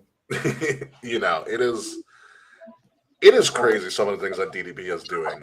But yeah, so Cass is coming back. I'm going to be interested to see what they do with him, where they put him, how he acts, what he talks about. Him and Rusev are going to be a great tag team. I'm waiting for Lana to come back because that's what Rusev really needs. Yeah. Yes. I want Rusev to get. I don't believe so. No. Pregnant. No, Mandy Rose is pregnant. Oh, good for her. Good for her. Yeah. Tino Sabatelli, that bastard. Yeah, that NFL dropout. NFL dropout. Formerly of Kay's second favorite team, the Bucks. Maybe that's why the Young Bucks don't call themselves the Bucks. So they'll be mixed up with the Buccaneers. No. We're the Jaguars. He owns the Jaguars. The only Florida football team is the Jaguars. You also have Miami. And the Dolphins. But no one cares about that. Even Miami fans don't care about Miami Dolphins. Yes. So the Dolphins. They don't. It doesn't matter anymore. The Dolphins are going to be really bad for a really long time. Anywho, anything else we're missing in the world of wrestling? Probably. Yes. What, yes. okay? What? We have more information on Club WWE. Ooh. Yeah, let's go home. No. Fine, okay, fine. do tell. Do your due diligence, Kay. We have a cost. That I know. It is $99 for the year. Well, it's like only $8.25 a month. Correct. That's less than the network. Are you trying to tell your friends on Club WWE? Yes. No. Yes, we are, Liv. Wait, Kay, do you get royalties for telling me this information? No. Aww. I didn't sign up for Club WWE. But here's the thing. There's it's still Vegas fuck. It says, because I guess on Friday, they had the founding member preview open. So this is your chance to get the first look at the experience with founder benefits like founding member kit, get a package of unique and exclusive items made just for founding members. You get a first look at the digital experience, be among the first fans to explore the Club WWE digital experience before the full launch, so it's not even launched yet. See some sneak peeks of the new and exclusive content coming to Club WWE. You get bonus points, so I guess you can earn points with your purchases and shit. Yeah, it's a rewards program. Rewards. And then founding members also get an exclusive ticket offer to SummerSlam. And they say this is part of the full program of exclusive content, ticketing, and live events benefits. Members only shop, digital community points, and rewards. Also, do not forget a special letter from John Cena as a founding member. Wow.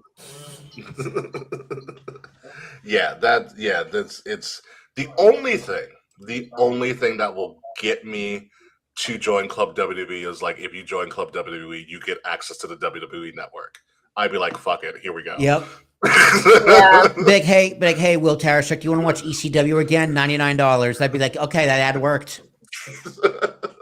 That's the only thing that'll get me. Well, I'm not gonna lie, dude. I've been watching a lot of 1997 Raw. I've been watching so much Raw lately, and they say Mike Tyson is when the Monday Night War started to turn around. Yeah. I could not disagree more. The night the Monday Night War ended was the night after Montreal Screwjob. It is just after that, DX has its first time using the DX music. Like Austin Rock happens the first time. Like things really, really start taking the New Age Outlaws form. Like all after Bret Hart leaves. Who would have thought that at the end of the Monday Night Wars could get Bret Hart the fuck out of WWF? Speaking of a New Age Outlaws, they are both going to be at Comic-Con. God, just apologize to Road Dogg for me. They're at different booths, but I will apologize to Road Dogg. Yeah, be like, hey, I thought you were a bad booker. I just want you to know I'm sorry. I was wrong. Who would have thought you were holding SmackDown and Raw together? I'm sorry. But yeah, Club WWE, I was like, just bring back the network. That's all you really got to do. It's all people want, dude. Yeah. Or at least put it all on YouTube. Hurry up. Like, stop giving me matches, stop giving me events. Although their marathon streams are great sometimes when they do like best of NXT takeover streams. Yeah, no, that's cool. It's just cool to throw on while you're working, just have it play in the background. Yeah. Yeah. I put it on in the background when I clean a lot. Yeah, that works too. I mean, YouTube and podcasts are excellent background noise. I love YouTube. Oh yeah. That's why I watch Doomsday like 7,000 times. That is great. With that being said, I think it's time to actually get this show on the road. Ooh, 8:30. Good time, guys. Anywho, folks, Yay. You have been listening to Kings of the Rings podcast, episode number 449, Founding Members. I am not a founding member, but I am your host, King Ricky Rose. You can find me on all social media at Ambassador Biggs across all social media outlets, BIGZ, Ambassador Biggs. Find Kings of the Rings podcast at KOTR_podcast across all social media platforms. Like, share, subscribe, leave us a fine review or a comment. The link to all of our stuff, including some of our fantastic merch, which I'm wearing one of my own. It's in the description below or in this QR code right above my head. Good. Oh, we got it right on the first try. Well, good job. I'm getting better. You are getting better. I'm proud of you for that. If you are listening to us, make sure you listen to us on Wrestle Addict Radio, the cure for the common wrestling podcast, and follow all of Wrestle Addict Radio socials at addict_wrestle on Twitter and Wrestle Addict Radio everywhere else. Links again are in the description below, are in the QR code that is right next to me. Redemption is this weekend. SummerSlam is next weekend. Going to be a lot of predictions. Hopefully, somebody will finally topple K, but who knows? Will. Not me. That's for damn sure. We're going to talk about redemption. I need to redeem myself by making sure I hit Mance's group's chats in the Discord so I can make my predictions and that scorecard. I'm getting bloodbath too. I think I missed the entire last AEW event, so your boy has to climb up from the bottom because I'm not doing so hot. I even saw it one time. I was just like, you know what? Not today. I did 2 of the 3, okay? I'm way behind Fred, so it doesn't even matter. Yeah, I always miss them because I don't have my Discord notifications on because you guys would blow up my feed or blow up my phone the entire time. So that's why I'm always delayed in responding to stuff. Yeah. It's fair. I understand. And whatnot. But I'm glad to be in the middle of the pack of Mance's overall war prediction thing. I feel like it's the best I can do at this current moment. Let's go to the leaderboard here with Kay. Take us home. Well, I'm a winner. Baby. You can find me on Instagram and TikTok at KAE_FABE. And everyone, don't forget to wish Boris a happy 3rd birthday. Happy 3rd birthday, Boris. Happy 3rd birthday to Boris. Or he is 21 and in here dog he years. Comes. Yes, he's Give him a older. beer. Smoke cigarettes. Oh, update, Will. Fred says someone beat beat him in Mance's picks. There's a new person at the No. top of the leaderboard. He said someone has to beat me. Oh, someone has to. My fault. Yeah, I can't. It's late at night. It's not going to be me. It's not gonna be me either. I'm not gonna lie. It's my goal. My goal is to win both prediction games. You can do it, Kay. You probably could. I think I don't know that's- how. You don't watch so much wrestling. Kay watches It's more wrestling than crazy. we think. I have it on in the background while I do other things, except Yeah. WWE. WWE, I can't. Also, you can find I- NXT full episodes on YouTube now.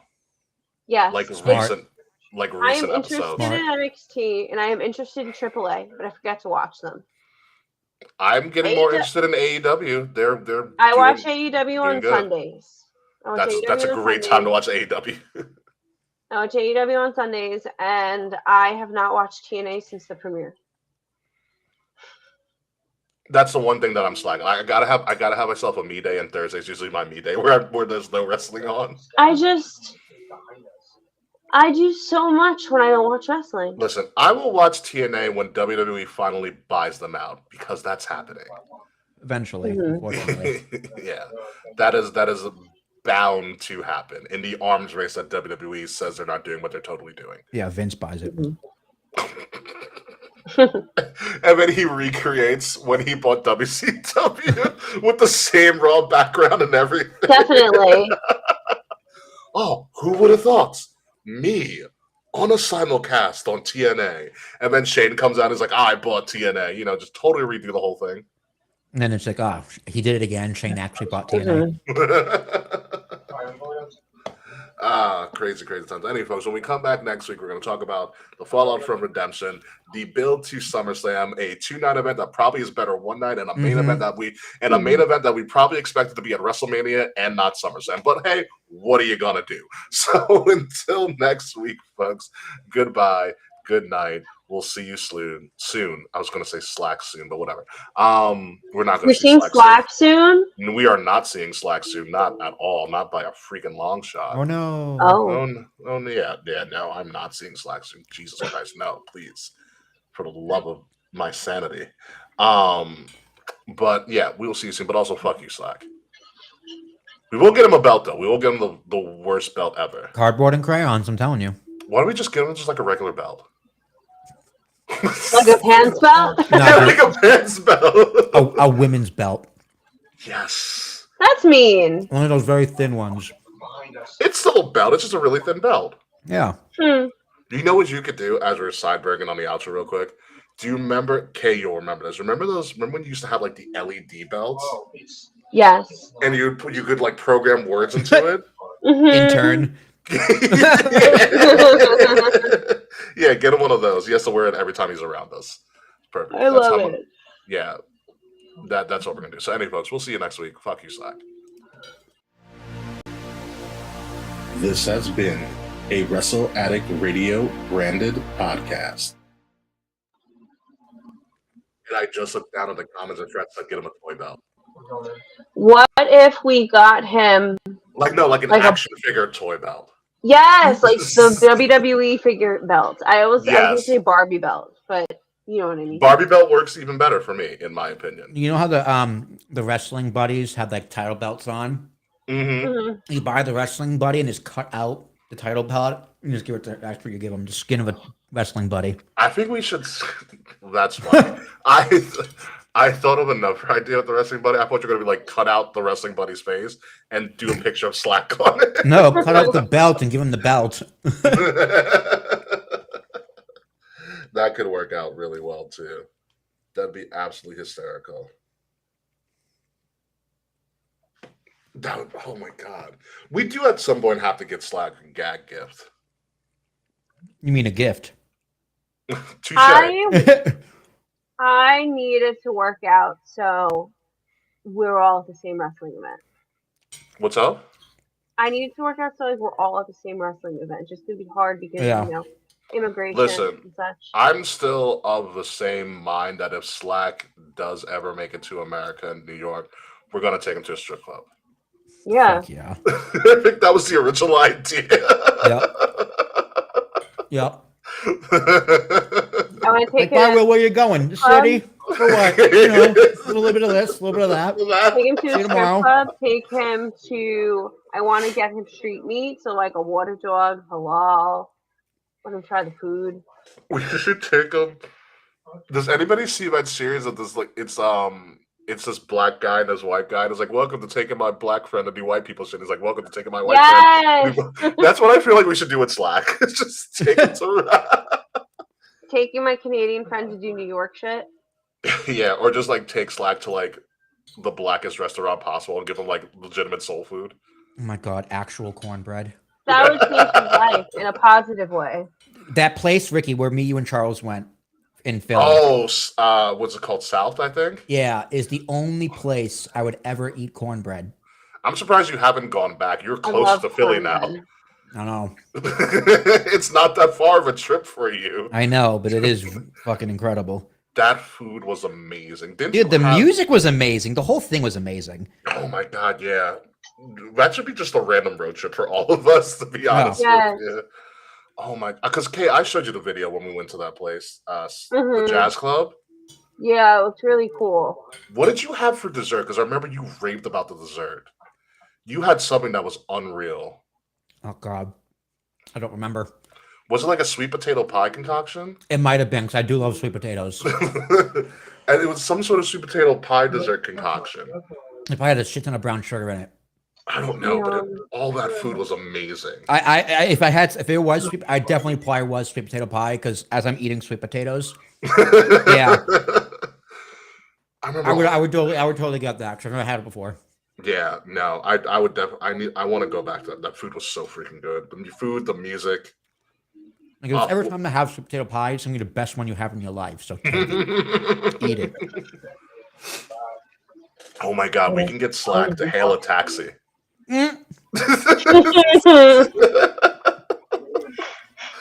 Walk in here.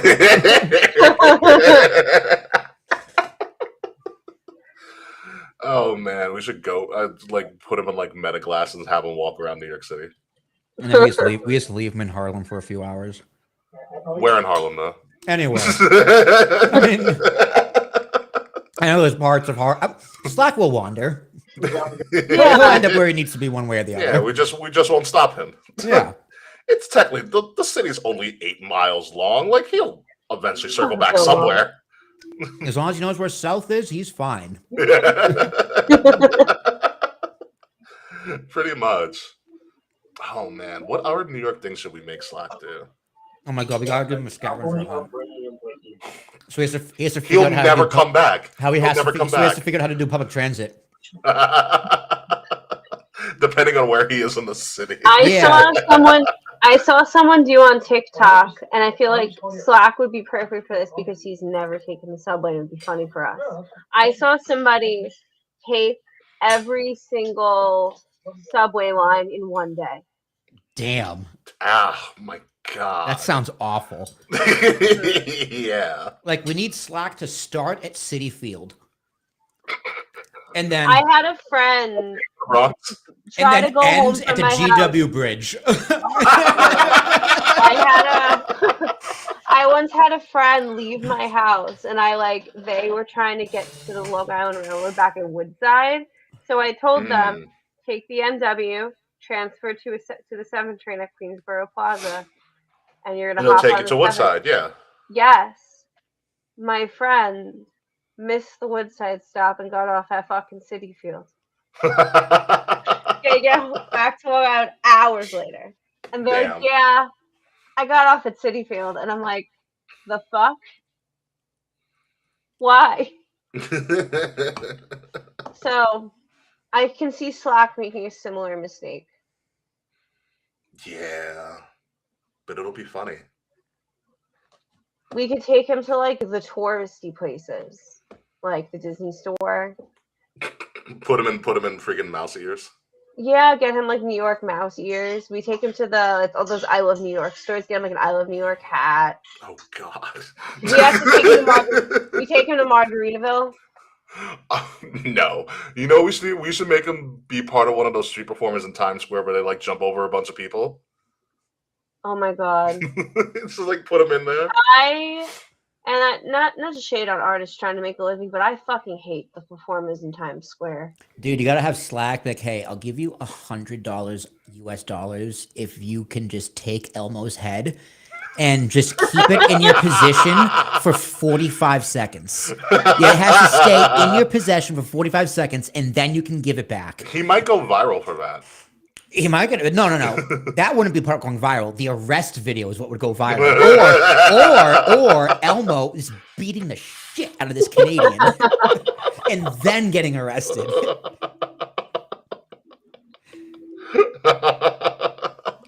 Because 45 seconds, it's just It's a long time. It's a long time, and you got to, just run around in circles. Does the Naked Cowboy still do stuff? The Naked Cowboy still does stuff, and it's literally like a army recruitment center and a police station in Times Square, like where the Elmo performers are. I think we need to get Slack a picture of the Naked Cowboy. There's a Naked Cowgirl as well. Naked Cowboy for Slack. Mm-hmm. So there's a he Naked has to Cowboy. go and like put a Canadian flag in his like jock strap. He could be like the Naked Mountie. Ooh. Wait a minute. Hold on. This may have legs. Oh, we'll be seeing legs, all right. If only we could get a permit for Slack to be like a street performer in Times Square. Just red undies and a mountie cap. And a That's mountie it. cap. No, he's got to have the aviator glasses too. Aviator glass, yes.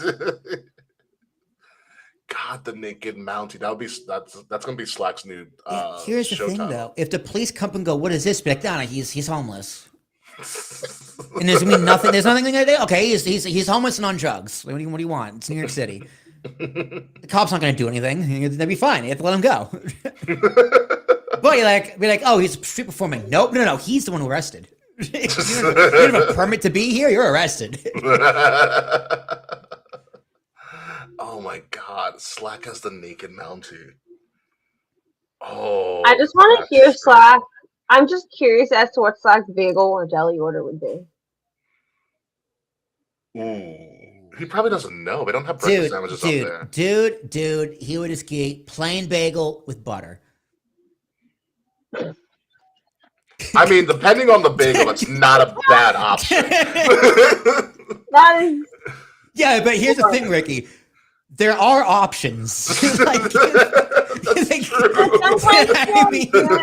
there are no other options, all right, I'll take it. It's not the end of the world. But when there are other options, like infinite other options, including going somewhere else, there is no excuse for doing a bagel with butter. I also believe that a person has multiple bagel orders. Like you have your hungover bagel order, you have your high bagel order, your normal bagel order. Like my normal bagel order is not a bagel with butter, but every so often I want an egg bagel with extra butter. Oh, Fred's is saying but eaten with that's egg Slack. bagel though. That's fine. I'm saying no egg, just bagel and butter. Yeah. Yeah, an egg bagel is the plainest I'll go. I don't want a plain bagel. Yeah, plain bagels are trash. It depends on the sandwich, because if I'm doing, I actually completely agree with Kay. You do have different orders for depending one where you're going, and two like True. what's your condition of being there. Like there was one place in Hoboken, O'Bagel, that had the French toast bagel like meat sandwich. So the sausage, egg, and cheese on a French toast bagel. On a French toast bagel, toasted, and you're just like. Yes. And you could do like Canadian bacon, egg, and cheese, and it was just Taylor ham, pork, or whatever you want to call it, bacon, egg, ham, like steak. You could do whatever the fuck you wanted. Since you're creating a hungry man on a French toast. I'll get a pork roll, egg, and cheese when I'm in Jersey. I usually do Taylor ham or pork, or whichever they call it. I don't care. You're and a cheese. Taylor ham guy? I don't care. It just give me the sandwich. like whatever it says on the menu, that is what That's I what I want. Yeah. I don't care what you call it. I just want it. So if that, again, I don't know. It was Taylor ham pork roll. I use them interchangeably. But that is typically my go-to on a regular day. But every now and then I'm just like, you know what? Give me a bagel and cream cheese. And I'll usually do the garlic or the onion bagel, but plain bagel and cream cheese. Or no, it's cinnamon raisin and cream cheese is what I usually go for. Big fan of garlic butter too. Garlic love butter. butter. Like Jazz is like, oh my Jazz, what's this on the steak? Should I garlic butter? Oh my goddamn right it is. So good. Garlic butter is incredible. Absolutely amazing. Fred's saying I'm eating with Slack. He might surprise you. Only one way to find out, Fred's. No, Slack's big. That's right. No, About he's Slack. a tall man. Yes. Yeah, he's big. He's a slender man, but a tall one. Yeah, he's No like chin, Shaggy. though, He's but- just like Shaggy without a chin. Yeah. No, chin. He's a bigger James Ellsworth. Yes, yes. Aw. The little brother who's somehow bigger. Slack. yeah, pretty much. And still can't grow facial hair. It's really weird. Yeah, at least I learned. I'm so glad I can finally grow a beard. I'm probably cutting this off by the end of the week. Or trimming it down. I need a trim. Yeah, I gotta. Yeah, actually, I have a trim? wedding this weekend, so I gotta trim it down. It's like the regular way that when I cut my hair. It's just a matter of, right, I've been through 2 heat waves and the Canadian wildfire scare. I was like, there's enough hair that this all Yeah. freaking go. Agreed. I'm suffering having so much hair, but I will not cut my hair. I'm loving having long hair, but I don't like it in this heat. Yeah, thank God I put in my AC like as soon as I got back from Georgia. We have AC too. It's just a lot to manage when it's 1,000,000 degrees out. I wish my hair would stay like this forever. This is like my ideal length. Mhm. Yeah, it's not gonna happen though. I know. Although I'm fine going all white. I have no problem having all white hair. It doesn't bother me at all. It's gonna take a while, but Yeah, well, it's good for you. So I have like, it's literally the bottom here is some little strings slipping in. I think my beard. I don't think my beard's gray. I don't think so. But the sides, my hair to get them gray. Yeah, I have a cortisol bunch levels of are. grays that come in. That's why my purple takes so well. Makes That sense. was the bleach. It's like, hey, I don't even know your natural hair color. I think it's brown. It's like a very light brown / dark blonde. Oh, That okay. weird like in between. Yeah, okay. I don't think we've Yeah. ever seen you with your natural hair color. That actually makes a lot of sense now. Yeah, probably not. Yeah. Oh, well, My I do hair have was- one question for you about the Odyssey. Sure. So there's a rumor that there's a Travis Scott song in the movie. Is that legit? No, I did not hear a Travis. I was waiting for it. Oh, okay. And that's So was just like the Like B. I an didn't watch the full instrumental credits, of a but no. Travis Scott song? there's a rumor that at a pivotal point in the Odyssey that the Travis Scott song was going to play. Unless I missed it or it was like in whatever like that region's time frame music would be in. Mm-hmm. Other than that, unless I just completely missed it, I didn't hear any Travis Scott. Oh. Oh, okay. Yeah, the So- movie's great. Like the Listen, I internet, trust the internet. Like Christopher Nolan. I'm fully convinced that people hating on this movie is just a complete psyop. Because like, Pretty much, yeah. It's Christopher Nolan. He's like the producer's producer. yeah, Mhm. yeah. I mean, he did it. That's why I was like, guys, the trailer looks amazing. What the fuck is wrong with you guys? It looks incredible. I'm excited. Hey, to the see it. movie looks great. And like, And what I've heard about Nolan, like he likes to use traditional like filming methods. yeah, he doesn't like CGI, Mhm. Yeah. which sometimes I think you I probably should use respect CGI. But like, Helena Troy and Elliot Page are in the movie for like 7 minutes of screen time. I knew about Elliot Page because Elliot Page revealed that they were in it on at Comic-Con last year. And doesn't play Achilles. Achilles is dead already. So Yeah, it's the Odyssey. it's the Odyssey. Yeah, he dies Yeah. at the end of Mhm. the Iliad. That's how Achilles dies. Yeah. But yeah, the I'm movie's very- great. Dude. Yeah. Out of you know how stacked the cast is, right? Yeah. No, Yeah. the cast is amazing. Okay, I shit you not, this is the truth. The best performance is John Leguizamo. Really, I didn't even know. Really? The only Dude. John I knew in it was John Bernthal because I saw the He's great too. the monologue he does in like one of the trailers. I go, oh, we're going this way. Yeah, Okay. yeah, he's king of Sparta. It's pretty sweet, honestly. Yeah. But no, John Leguizamo, he plays the blind shepherd, Mhm. and my word, I don't know how Nolan got this out of you, but he got it out of you. It's incredible. It's an incredible performance. So I read this really interesting fact about Oppenheimer and his last greatest movie he ever did. Yeah, I still So haven't you- seen that though, but I have. Oh. To. Me neither. I have to. So Florence Pugh and Cillian Murphy, there is a sex scene Mhm. in there. So apparently, when they were filming the sex scene, they had to cut it short because the camera screwed up. Oh. And so, since it's like a closed session, like it's not an open session because it's a sex scene or whatever. Cillian Murphy and Florence Pugh had to like pretty much wait there naked while they fixed the camera. Oh my god. I was like, so, what do you want for lunch? And she just looks at him and goes, I'm thinking hot dogs. I mean, And apparently, according to Florence Pugh, to pass the time, to pass the awkward time, she asked her, so like, what's wrong with the camera? And he explained to her what was the issue with the camera that they wanted to fix. She's like, I turned it into a teachable moment. it's a little steamy in here. It's got a little overheated. The color's off. I don't know why. You haven't seen Oppenheimer, you need to. I know. It's on my list. It's also on my video library. The problem is, it's like when I'm at home, it's like, all right, do I have 3 hours to watch this? It's a fast 3. Like it is, dude. The same with Odyssey. The Odyssey is fast also 3. 3 hours. It is long. Don't get me wrong. It is long, but it's paced very, very well. Every Nolan movie I've seen, his pacing is unbelievably good. Because it's weird because he gives like you know the steps of the Odyssey, like the pigs, the Cyclops, the Scylla, whatever. Like he gives each stop time.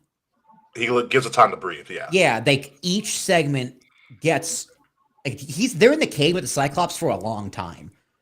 And it feels like a long time, like screen time. So it's like he gives every segment its due diligence. Yeah. Instead of cutting it down for the sake of time. Yeah. You know, and I will tell you this: when you do watch Oppenheimer, there's a lot of very important exposition because it is a biopic, but it's also kind of like a historical drama. Science dense too. It's science dense, but it's also like political dense too. Yeah. So when you watch Oppenheimer, it's essentially 2 stories happening at the same time. Very cool. Before the bomb and after the bomb?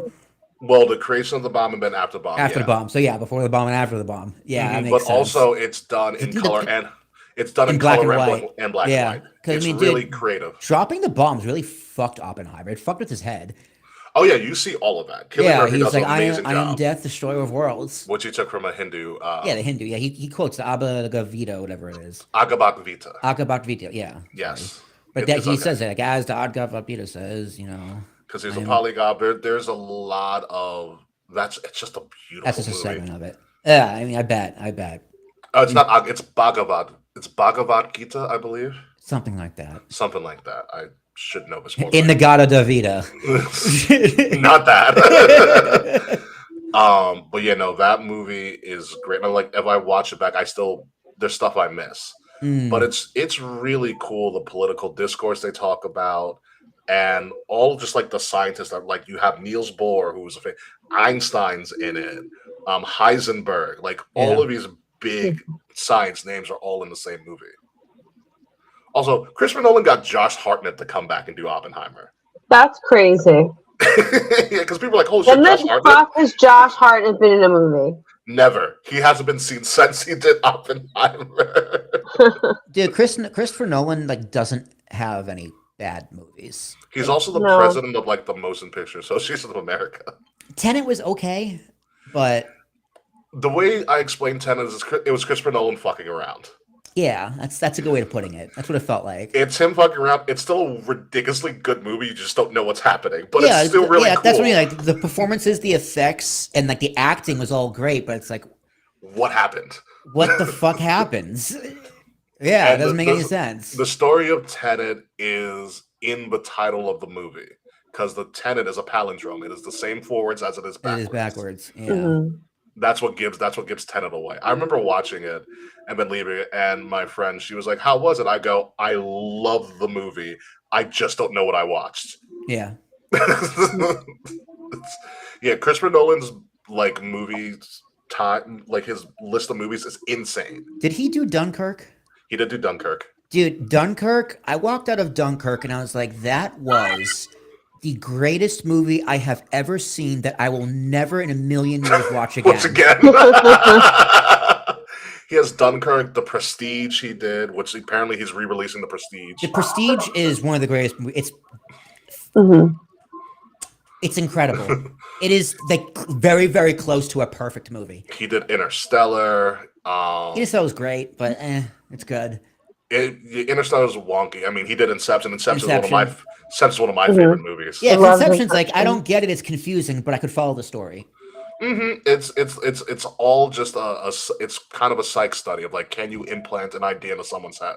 Yeah, yeah, but it's Just- it's like I mean, Like that is- it's like what came first, the thought or like yeah, you know, the thing that planted the thought, correct, yeah. and he just took that into it's okay. Let's make it a sci-fi dream movie. Yeah, Mhm. cool, and it works. With- It's a great movie. Yeah, with a weird ass ending that people still argue about every single day. Yeah, Did he wake up? Did he not wake the up? top.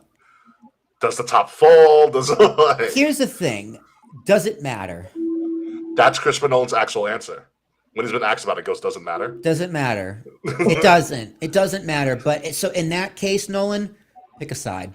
If it doesn't matter, just have it fall or stay up. Mm-hmm. Don't be. If it doesn't matter, don't cock tease me. Give me an ending. If the ending doesn't matter, pick one. Mm-hmm. Like- I understand. Yeah, he has the whole Dark Knight trilogy. Which, Yeah. Mhm. Unreal. Oh, Which Dark Knight Rises doesn't get enough credit for being actually a really good movie because Tom it's Hardy a great movie. as Bane is unbelievable. He's Tom unrecognizable. Hardy is great, but I do think they fumble the ending. Oh, when he retires and he goes on his little escapade with Catwoman. Yeah, I mean that's you know what? At least they picked the ending, right? They didn't. Nolan didn't do some. Oh, is he there? Is he not there? But Yeah. no, they actually picked the ending. And I you think set up there's, like, Robin technically at the end of Dark Knight Rises. yeah, the setup Robin didn't work for whatever reason, Because it didn't continue. and Because also Robin needs to be with Batman. and Nolan didn't Yeah. want to do it. I Yeah. guess, but the whole thing with Bane was unsatisfying. Bane's ending. Mm. It's like you built up Bane, then did a catch-22 of no, it's about Bruce retiring. And Ra's al Ghul and Talia al Ghul. Mhm. And Yeah. all of that. Yeah, like that tie-in was cool, but it's like Bane didn't get the payoff he deserved. That he deserved. He didn't get the ending he deserved because you built that movie up towards Bane Batman needs to and be Bane, stopped. Mhm. But instead, it's just Batman needs to move on. It's like you have two different tonal. It's a tonal shift at the end, which is weird. Yeah. That's why The Dark Knight is also one of my favorite movies of all Yeah, time. The Dark Knight's also so close to perfect. Yeah. The only problem with The Dark Knight is that Joker's still alive. Like, You can't. Well, Joker's chaos there. You can't really kill Joker. yeah, but they also wanted Joker for the third movie, and then Heath Ledger died. Yeah. And it's like we can't. Yeah. Jared Did Leto you happens. hear the Jared Leto? And then we got Joaquin Phoenix. He was fine in the first movie. Yes. Did you hear there's a story about the scene where he has the fundraising dinner and Joker comes in and like accosts Maggie Gyllenhaal? Yeah, that's all improvised. It's all improv and no one told Maggie Gyllenhaal. Yeah. So Dude, when they she- didn't tell Wow. Michael Caine either because he came out of the elevator. Michael Caine was like, "Oh shit!" Yeah, so Kay, when in that scene where the Joker accosts like Maggie Gyllenhaal, puts like the knife to her mouth and everything like that. If you look at her eyes, she starts darting her eyes towards where Christopher Nolan is. Like, Yeah. what do I Hey. do? And Christopher Nolan's like, no, keep going, we're fine. so when you see that scene, she is legitimately Yeah, she's scared for her terrified. life. Yeah. The scars. I know I got 'em. My Ooh, father was a drinker. Hello, and like he's like hello, and he like adjusts his hair. Yeah, he tosses the drink, adjusts his hair, and then takes a sip and throws the glass. So good. He just does it all I love that backwards. movie. Dude, Christopher Nolan also did Memento. He It's did one do of his Memento. first Yes, movies. he did. It's one of the big ones for him. Yeah, that's I think that Memento's was his breakout. crazy. Insomnia, which wasn't as good, but it was close to Memento.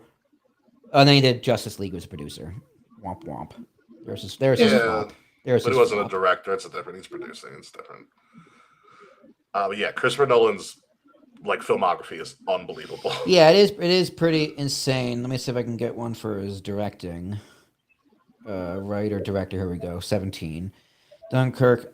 Quay. I don't know what the fuck Quay is. I don't know what Quay It's is an 8 either. minute. It's an 8 minute short. That's why. Oh, okay, whatever. The Prestige, Batman Begins, Insomnia, Memento, Following, which I've never heard of, Doodlebug, which I've never. Oh, it's a 3 minute short. That's why. A lot of shorts. So yeah, the only movie I haven't seen is his very first one, which is full. Might be a short film too. It's an hour and 10 minutes called Following.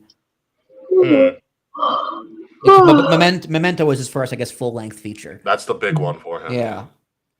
Yeah. Then his next thing was known for was Batman, and that was it.